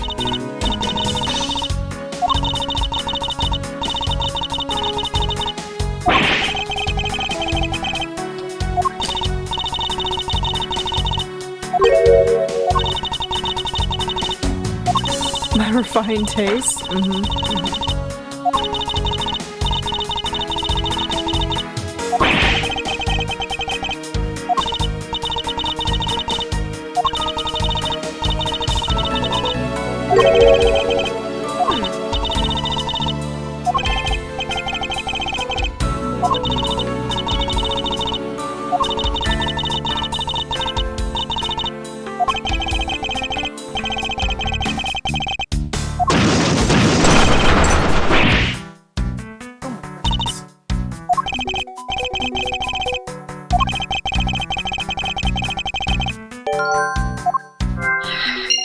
Maybe the suitcase broke the glass. Ooh.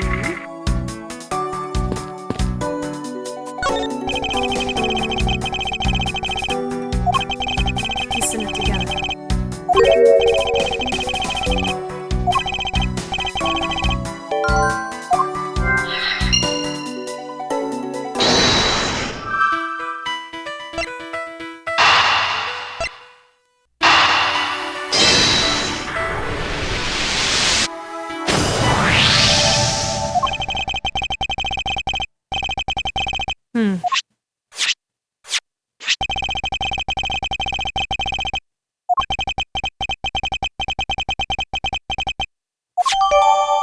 Why specifically a piggy bank?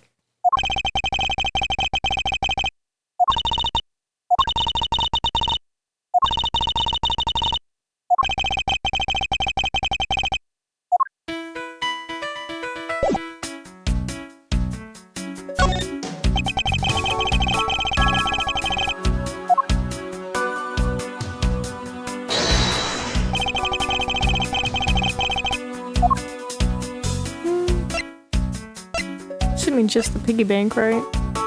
Eureka! We did it. We're smart.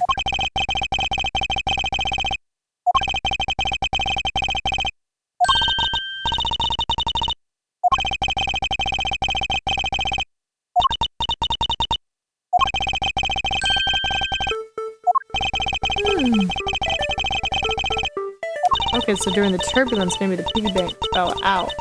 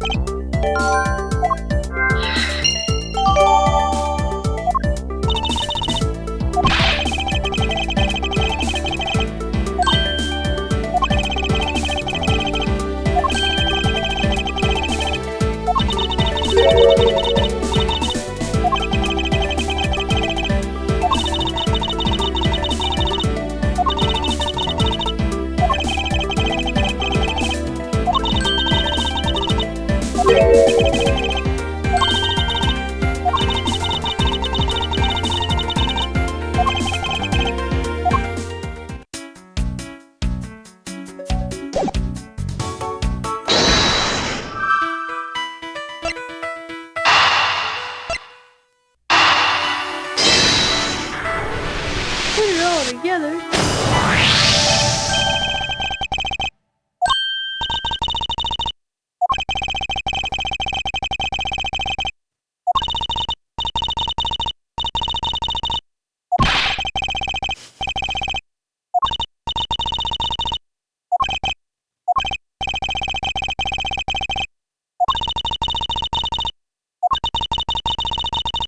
Oh yeah, I see that one has little feetsies. Move your arm, Edgeworth. Yeah, one has feces and this one doesn't. Suspicious.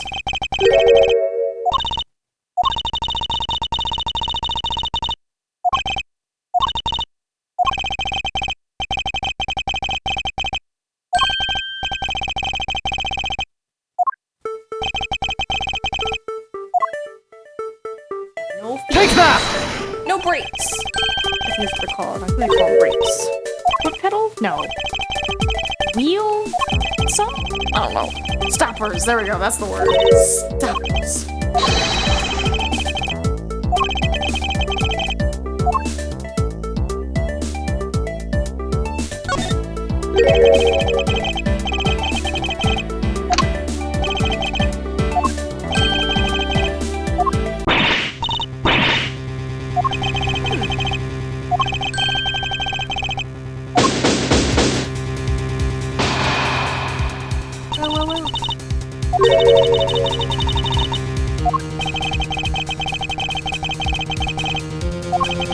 Why don't we just open it up?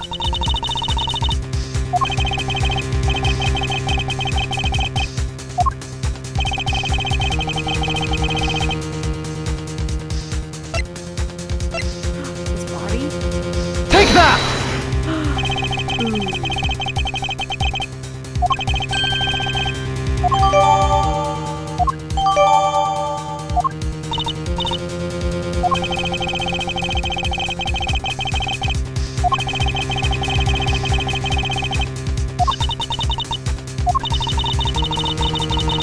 Not here. Not the elevator. Was he murdered in the flight attendant's room? No, that was silly.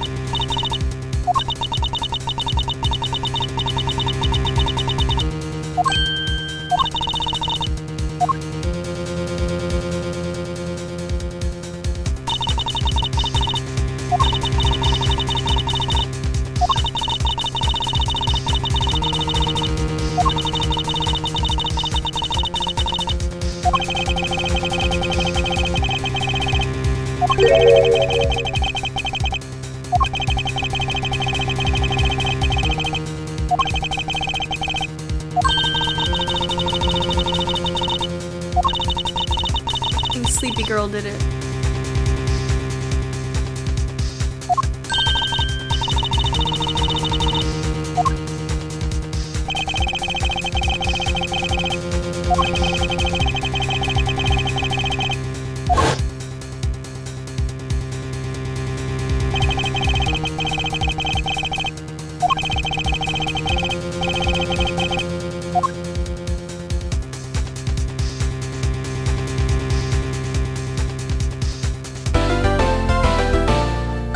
Nice. Give me. Oop, oop. Save. Oh, we're in the middle? Oh, hell yeah. I'm glad that they, like, tell me now. Ooh, what is... This looks like a pest control, like, thing, but this looks like you're selling snacks.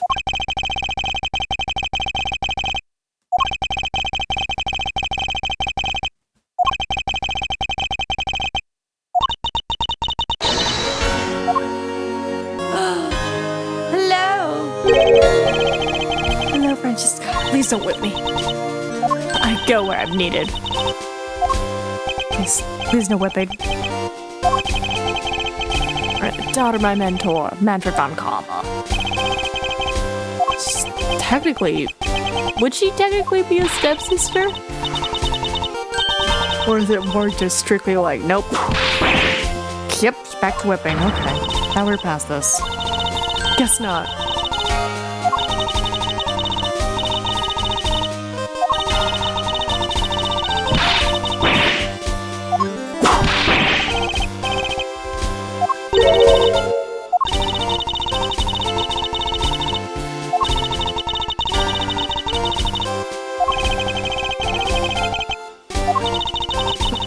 I don't know what to believe. But revenge shall be had.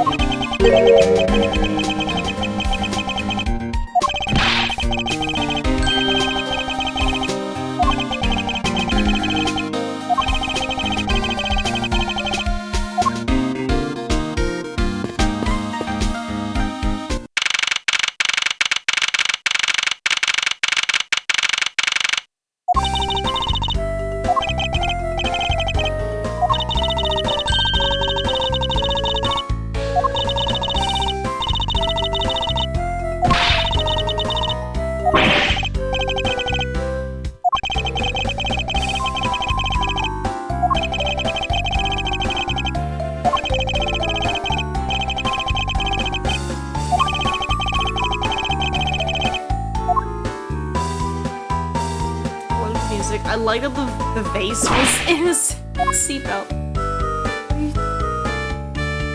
Come on, buddy, there's a reason to be scared.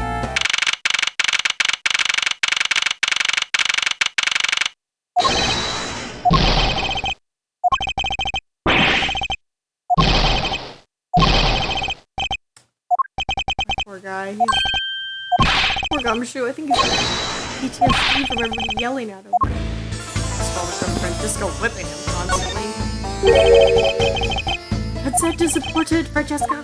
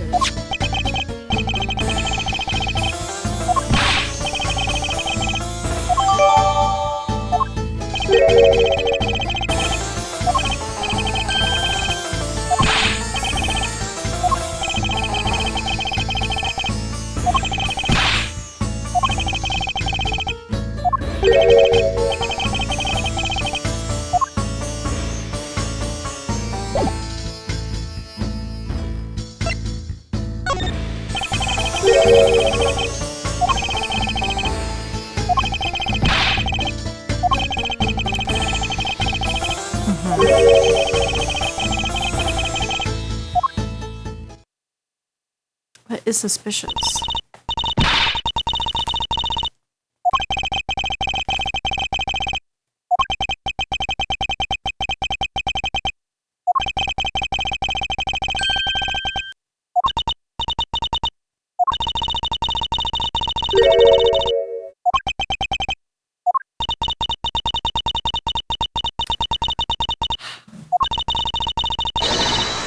Having to re-explain things. Here's what happened again. Here's one side of the story again. Here's why I'm innocent again.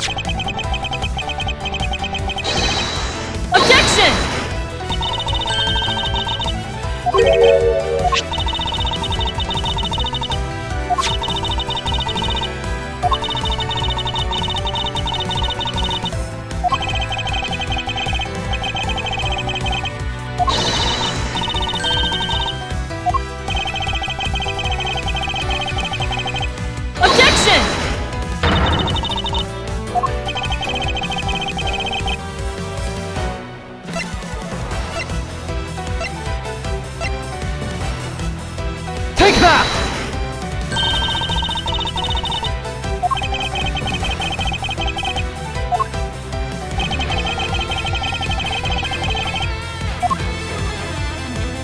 Take that!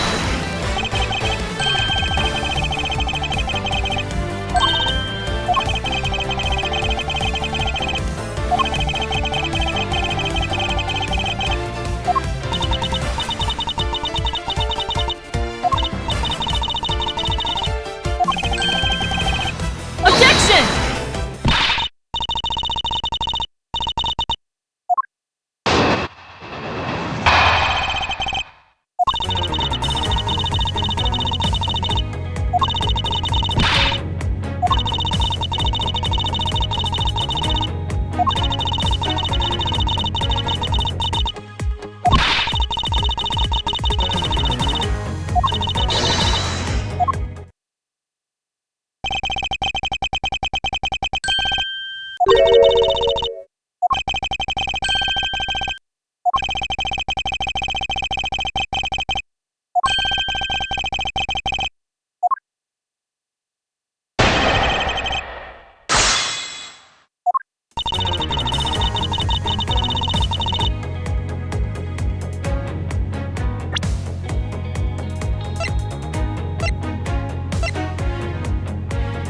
Objection!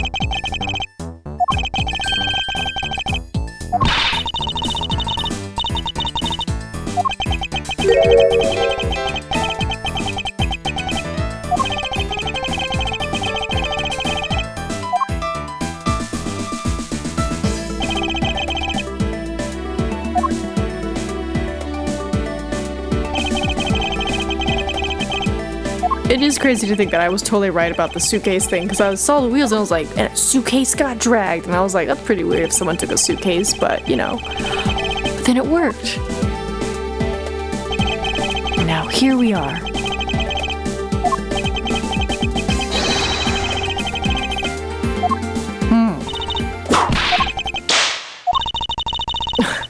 Shout out to this guy, instantly saluting when she whipped. He was like, huh?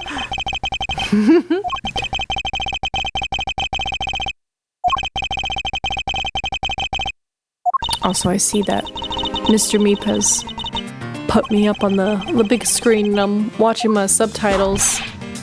And sometimes they're accurate, and then sometimes they're not. Like, it caught the first word of Mr. Meep, and then it changed it to, what, Meepos? So, interesting. It's not a full science, but it's better than nothing, right? Objection!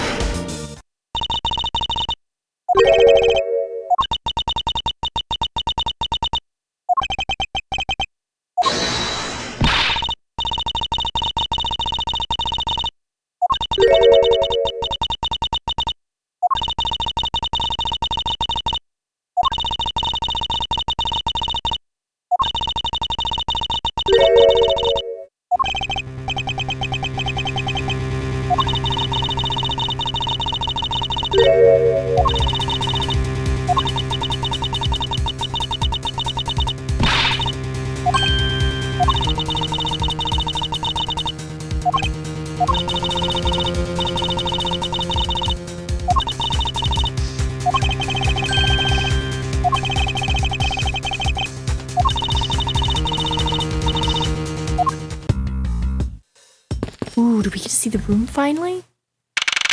Okay. Looks cute, looks cozy. One looks slept in, the other doesn't. Professional style. Keep our cabin clean. Oh wow, is that... Oh, she's also on the photo. Or the poster. Suitcase. What does that say? What does it say? Fabulous. Fragile, fabulous. Suspicious.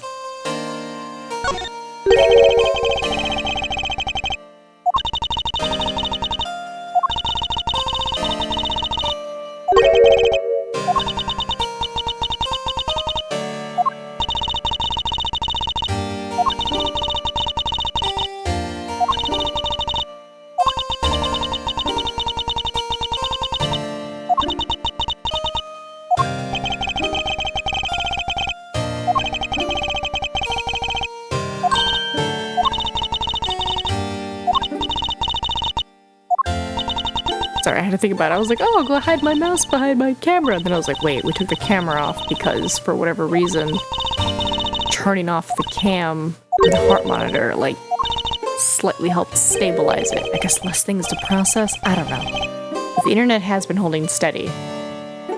So, yay.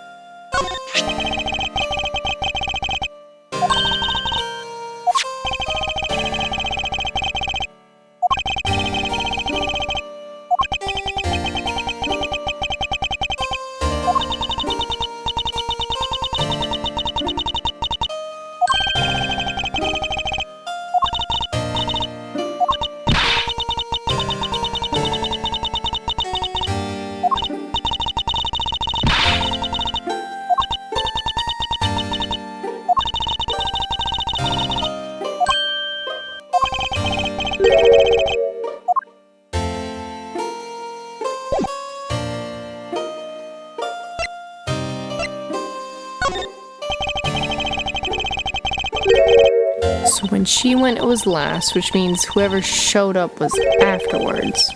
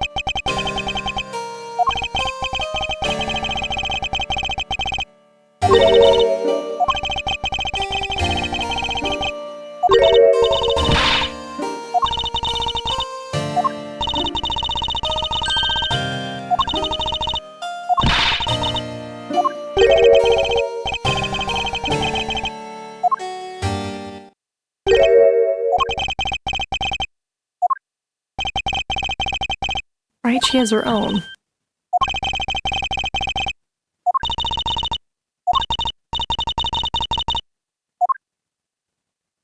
A long time, but there's still a price tag on it. I'm wondering if the one that was used for the body got swapped out for this one.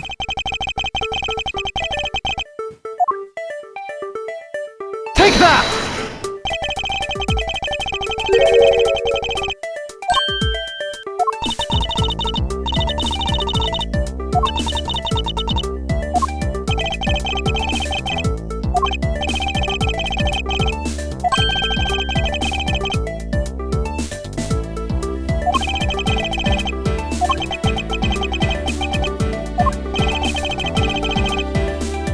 The shop.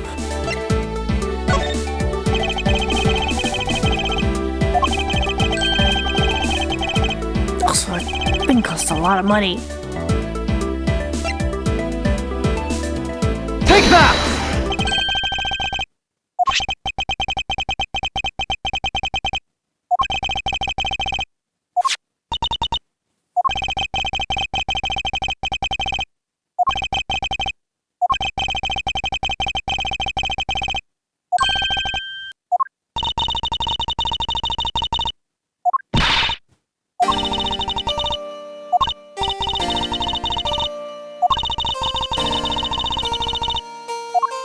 Aww. Don't worry, girl. Me too. Made so many crazy, like, pillow designs. There were, like, inside jokes from the streams. They were good. They were funny. So, under 10. But you know what? They're out there. Limited edition pillows is how I think about them. I think all my shops are closed now because I haven't like updated them or logged in.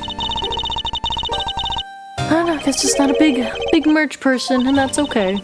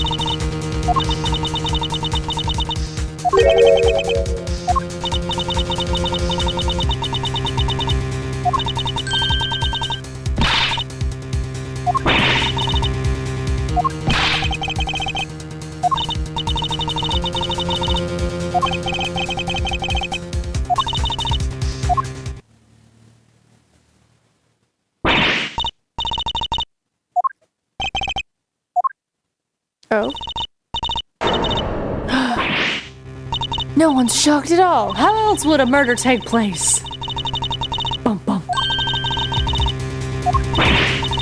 Yeah, so I'm thinking maybe Cammy did it. But why? Uh-oh. Don't worry, I'll figure this out.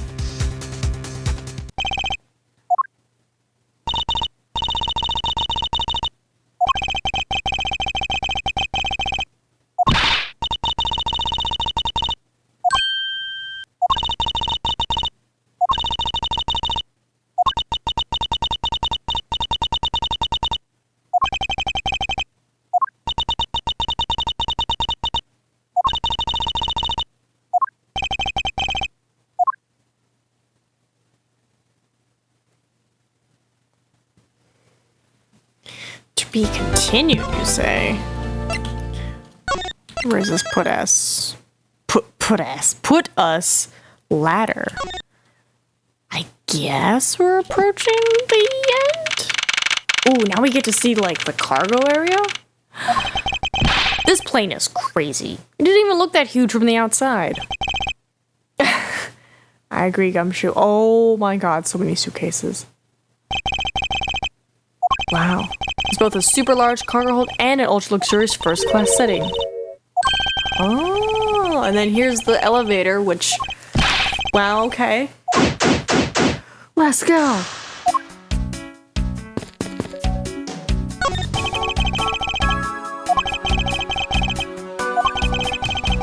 This is a pretty cool airplane. I will give it that.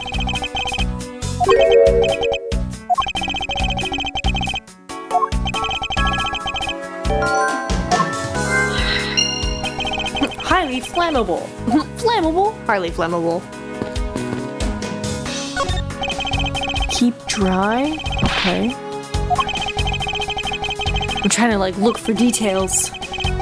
I know they'll probably get to it, but just in case.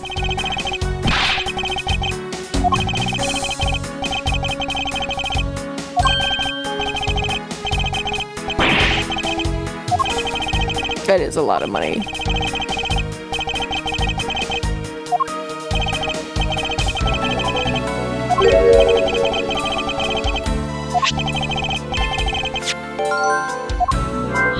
Those glass magnets are from the shop.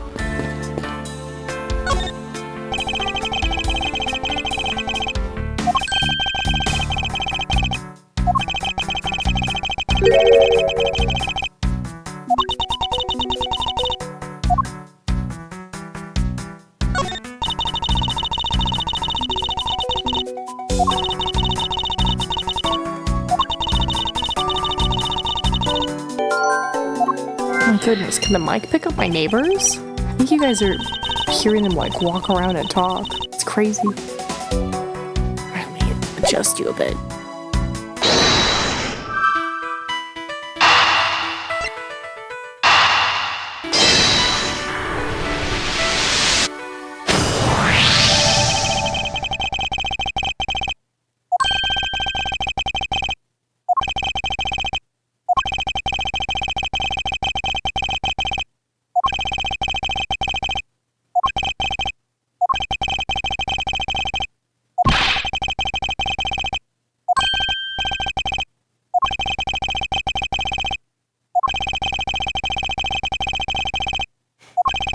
Sorry, I'm laughing at the fact that I'm just like trying to speed read this in my head because I'm so out of practice with talking for hours on end. But also, it's just like a cool movie, and I'm just like, ugh. Keep your comments to yourself, and I'm like, but it's good. I'm torn. I'm torn between sitting here in silence and watching it, and being like, you know, little chitty chats.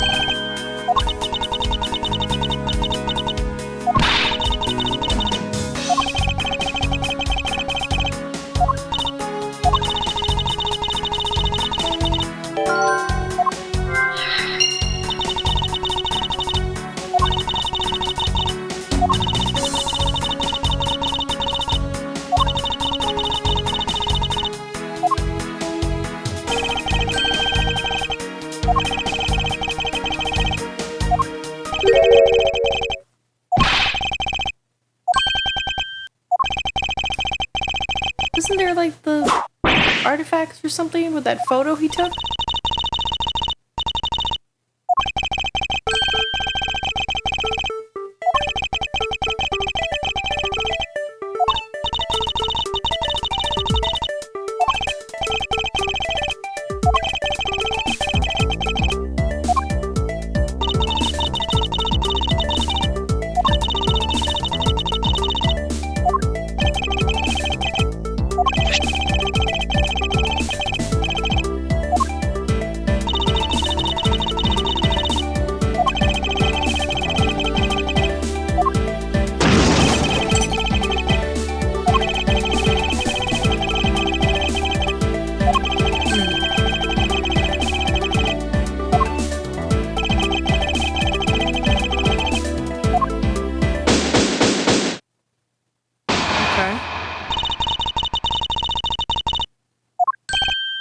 Solid deduction.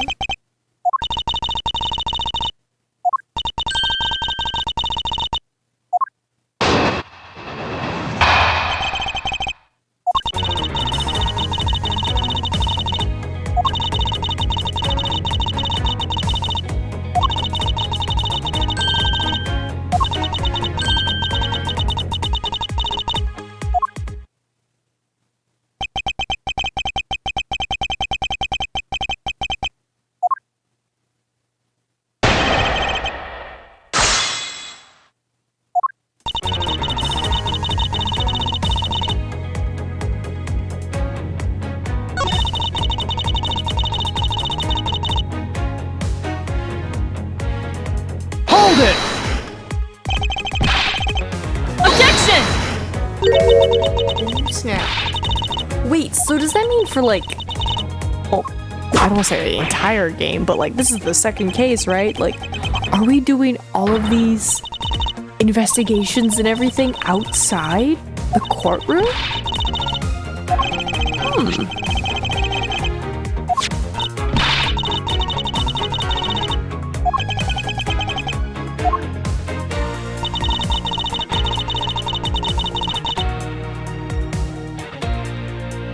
Hold it! Objection!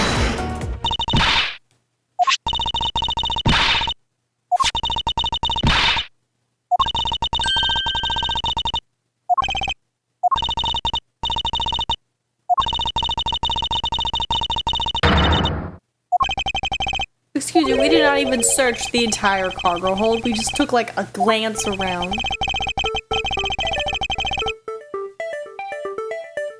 Madame.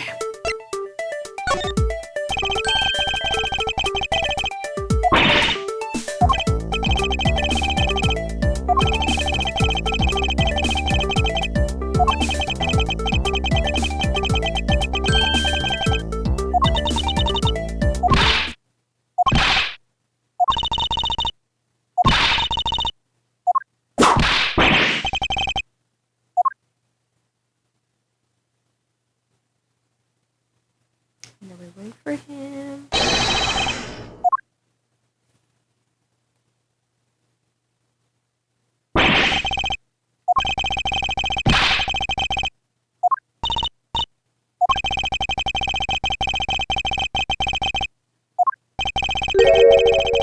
Shoulder to mid back.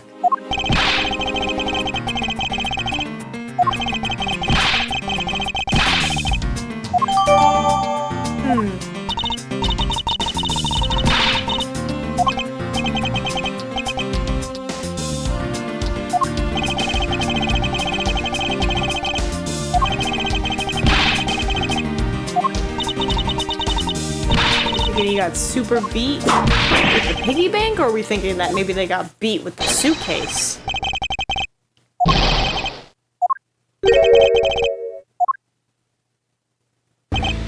Oh boy.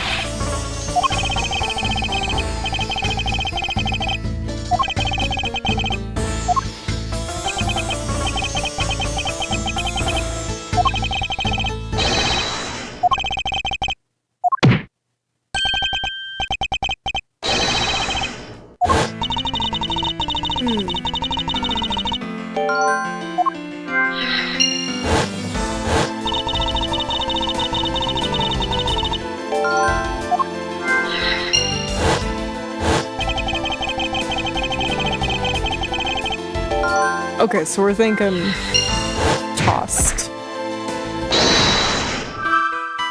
Wow.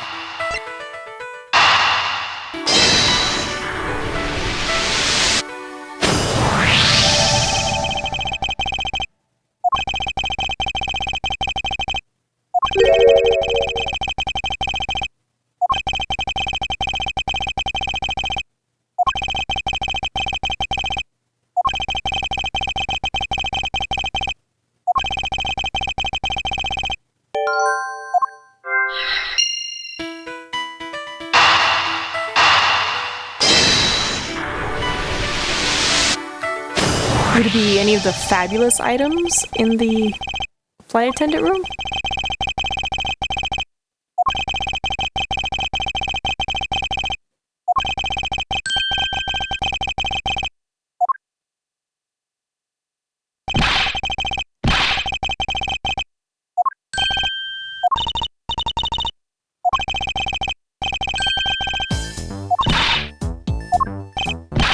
Ooh, did he get pushed down the stairs?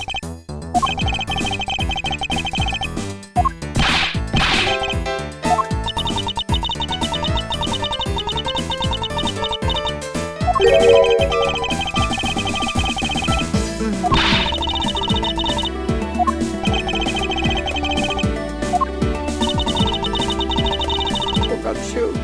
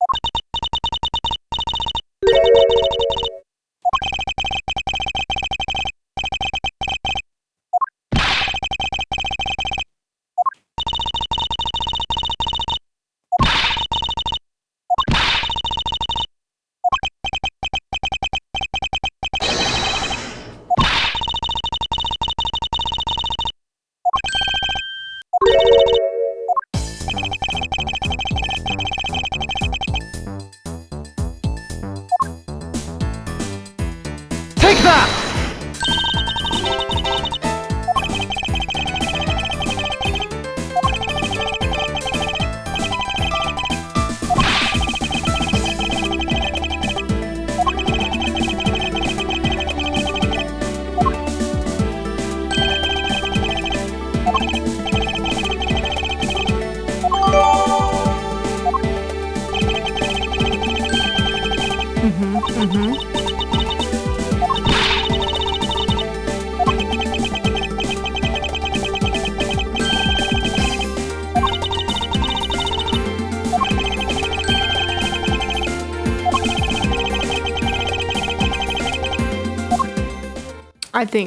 I mean, obviously, he's right on the money because it's like, yeah, we made a stop and then things got loaded on and off the cargo ship, so.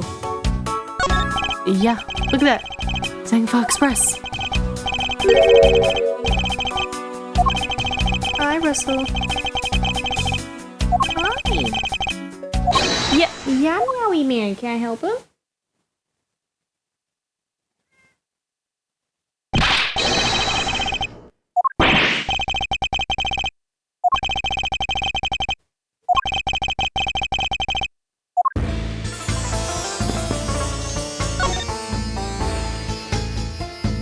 Ask you about your cargo, friend.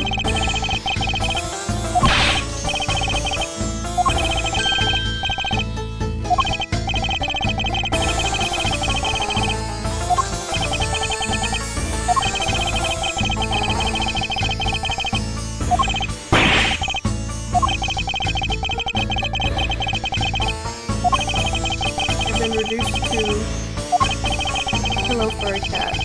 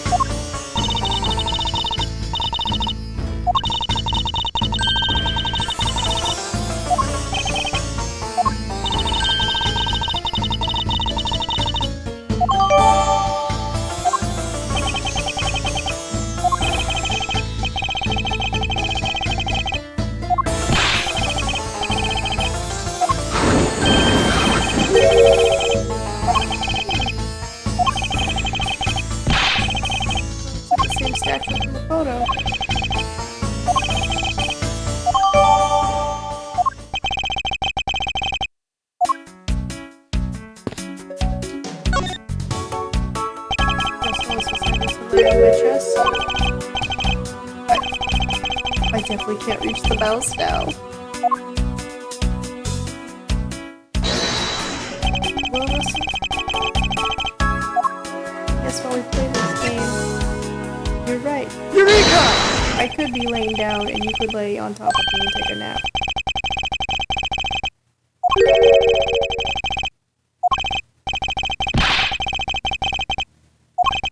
Can I end stream from my phone? Is that an option?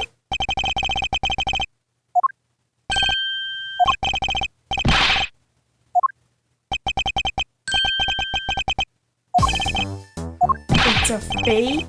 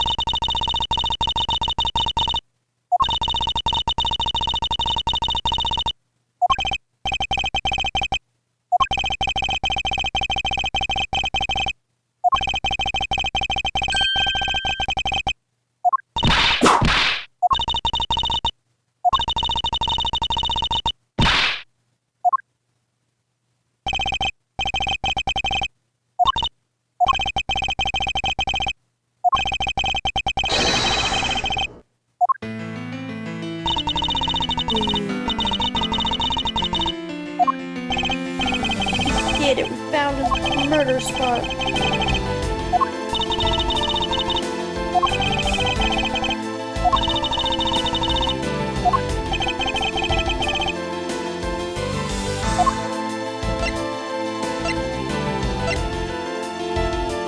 Take that!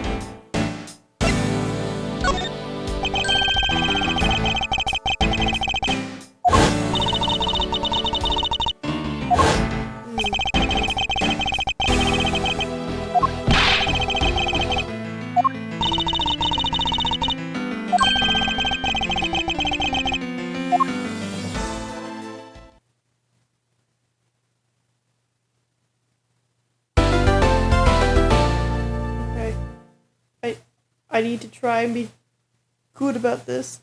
There is a cat on top of me. And as we all know, cat law, once a kitty cat lays on you, you can't get up. So I need to carefully... No, I'm obeying cat law. You don't have to get up. I'm just going to my keyboard. I'm doing this. And this. Oh god, it's an ab workout. Oh, thank god we did it. Oh, I'm not done yet. Now, one more. My abs. No, Russell, I'm sorry. Darn it. Oh, I thought I was good enough, but I guess not. Sorry, mister. There's little safe spots. He was cute though. I was able to get a photo for the roomie. I know, big sleepy man. Well, once this episode is done, we can relax. But I'm glad my suspicions were on point, because I was like, who is this sleepy, scandalous flight attendant? But it makes sense now how she was able to get away with it, because the captain's all like, oh my god, I love you. But it's like, I see. He's potentially in on it.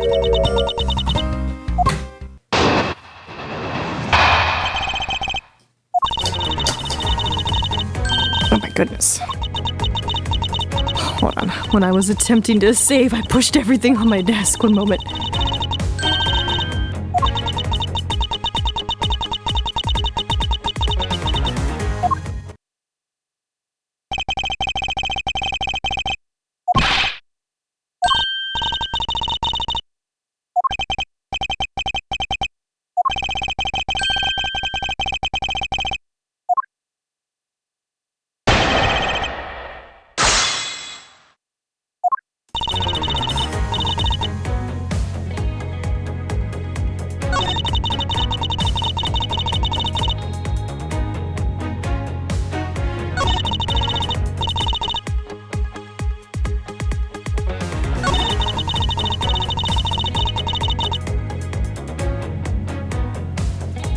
Tell you what though, she's super confident. Objection!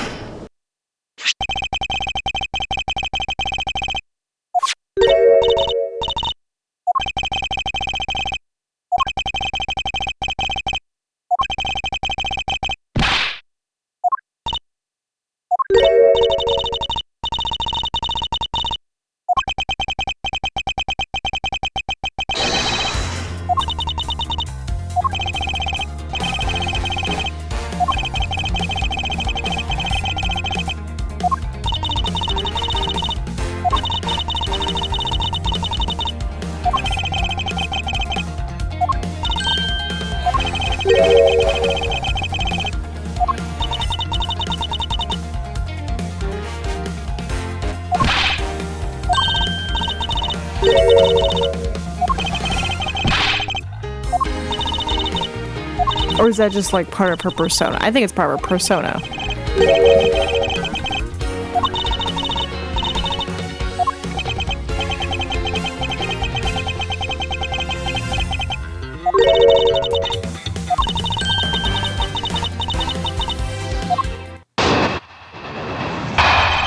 Maybe it's her soulless eyes.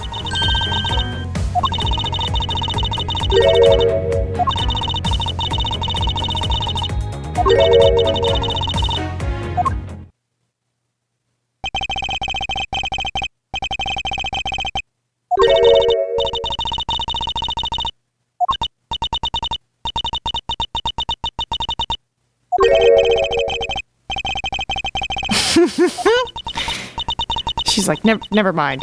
This guy missed the point entirely. Bad. He's like, of course I got my eye on her. Make sure she doesn't commit the crime. It's like, no, that's beautiful, beautiful Edgeworth.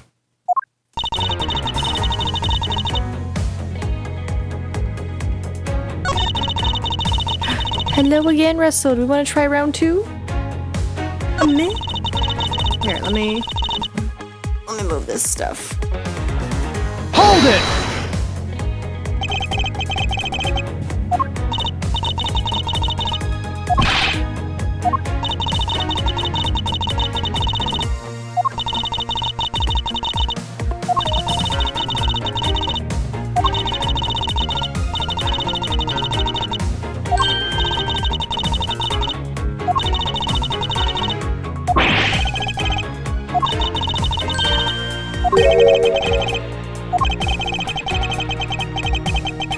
I mean, it would make sense. She's the one who understood our cargo man.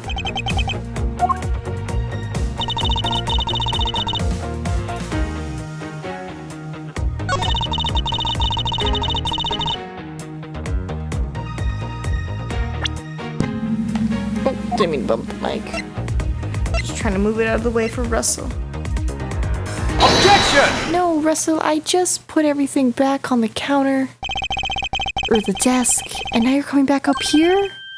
No, you can't sleep up here.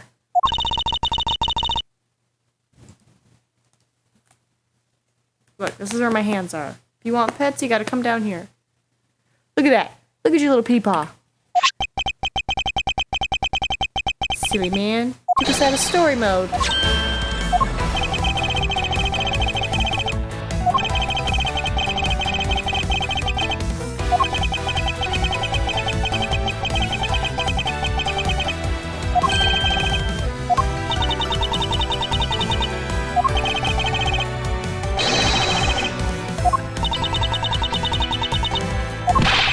Smuggling or struggling? Oh, Dun dun. Her true personality has emerged.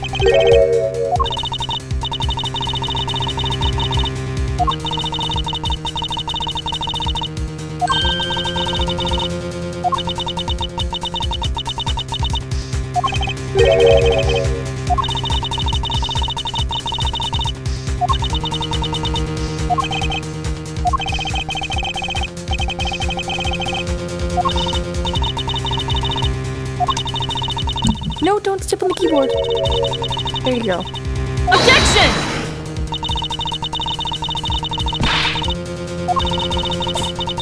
Bless you.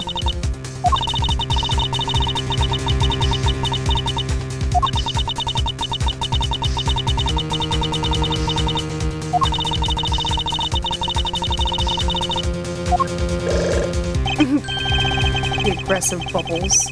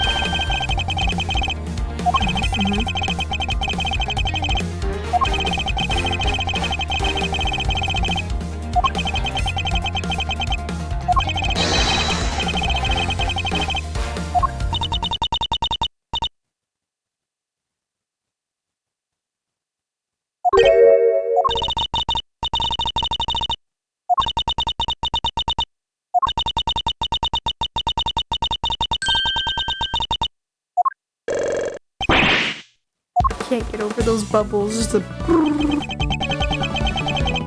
can be used bubble beam.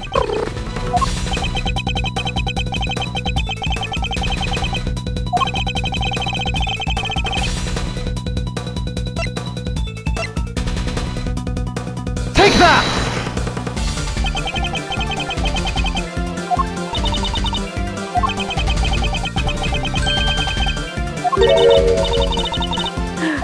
Give it a ring.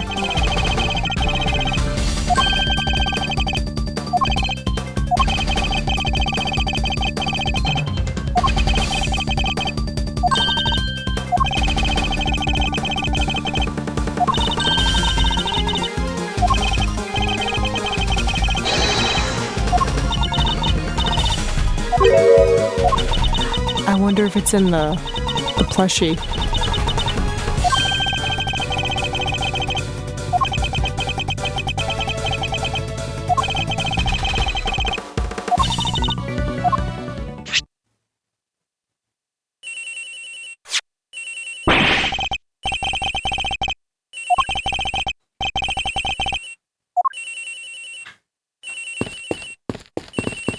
It's okay, Russell.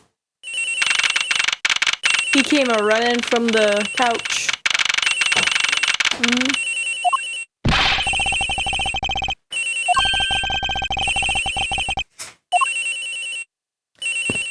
We're nearing the end of my case.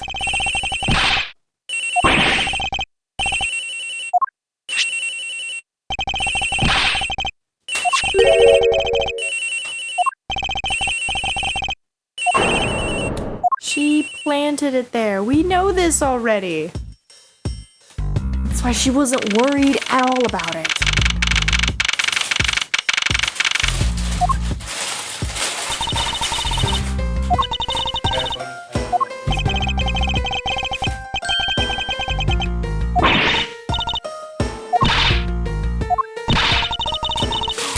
Gummy bears. Objection!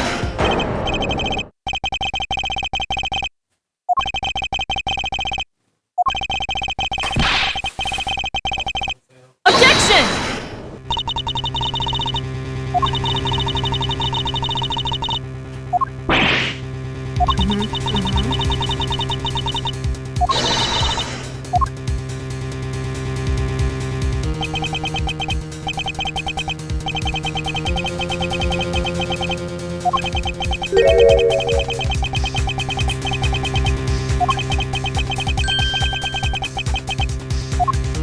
I'm assuming the photo or something?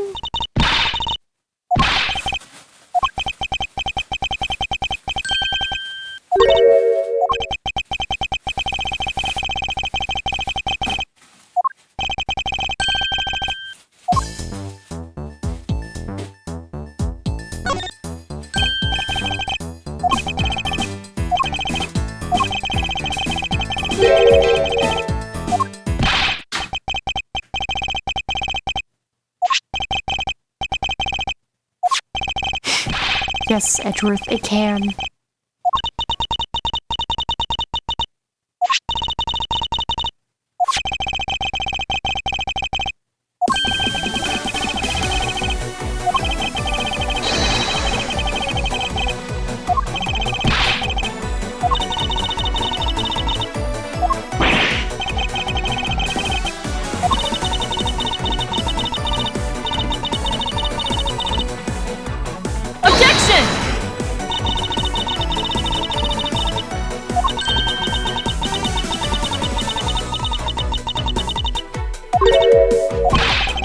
Just got you there.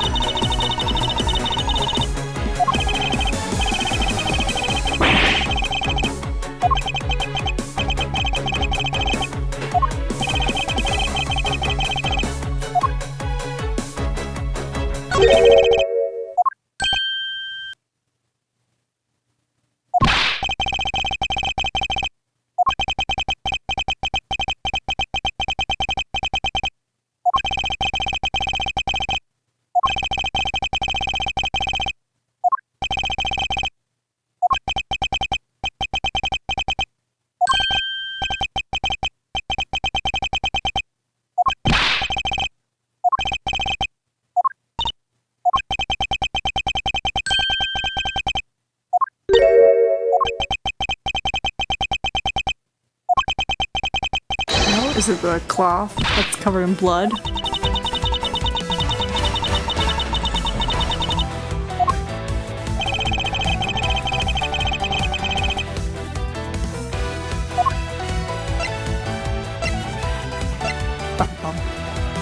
Take that!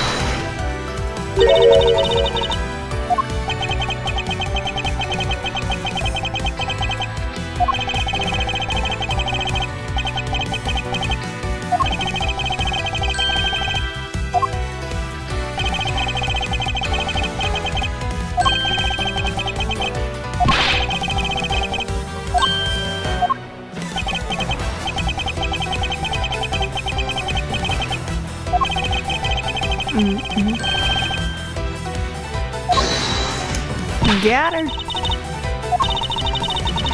Detective, arrest her. Objection!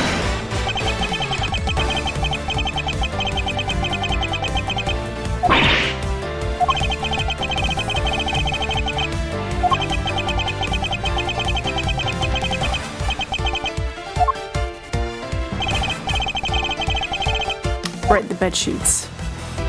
Take that!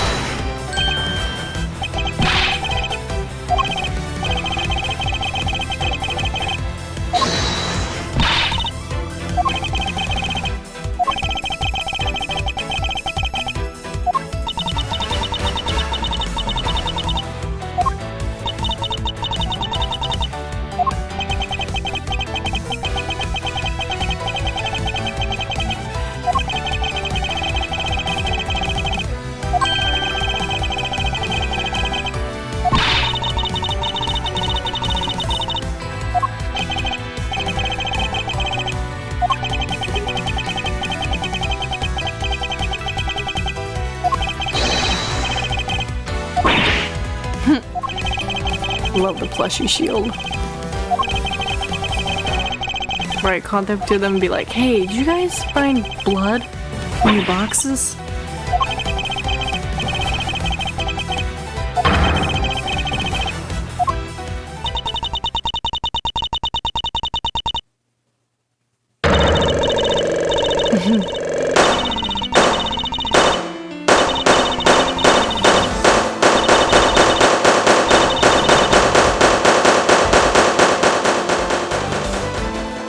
Man, those are some aggressive bubbles.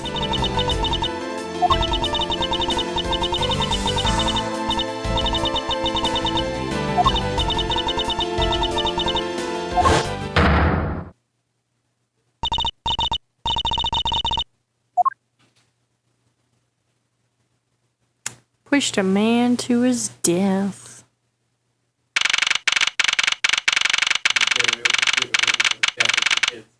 Well, if it wasn't for this dastardly dashing man in his ruffle shirt and Detective Gumshoe. But we did it! And I guess my Francesca with her whip. So all three of us, they would have gone away with it if it wasn't for two prosecutors and a detective. I'm wondering if all of the cases are gonna be, like, not in a courtroom.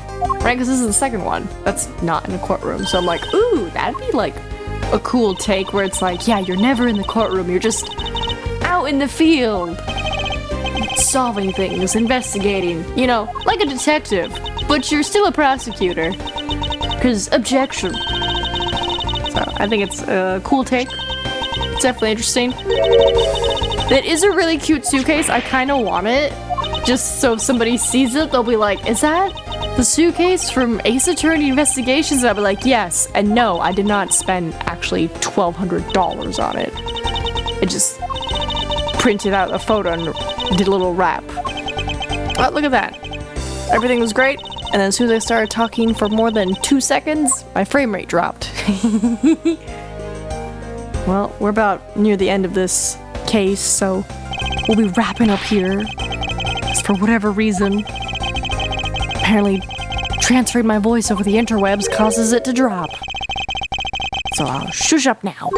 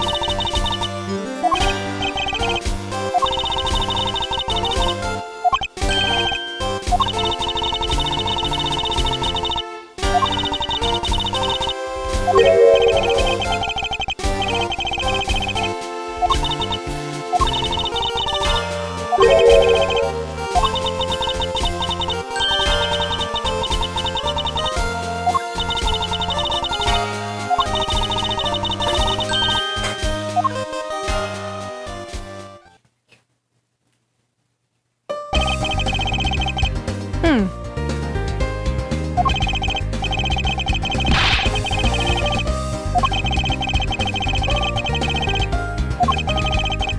do you look so menacing when you say that, Miles?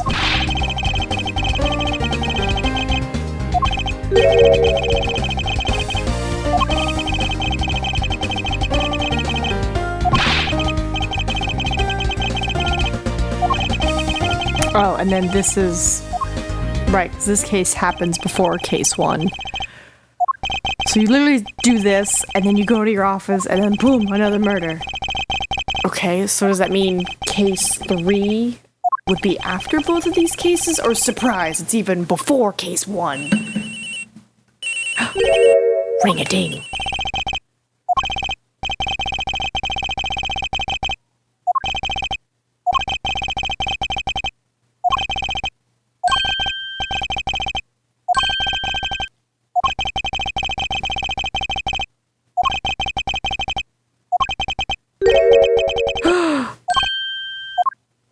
Bum bum. And that will be tomorrow Nina's problem. Yee, save our progress. Oh my goodness. Alright, not bad, not bad. Episode 1 and 2 are done. Good job, good job. Right, so now it's 3, kidnap, and then episode 4, then episode 5, and then I don't know if we're going to be that good tomorrow where I can finish all of this, but fingers crossed. Fingers crossed. Well, until next time, you lovely fellows, I gotta go edit some videos together because my stream decided to drop frames for like most of it. So, until next time, Suzu is Mousy. Bye-bye.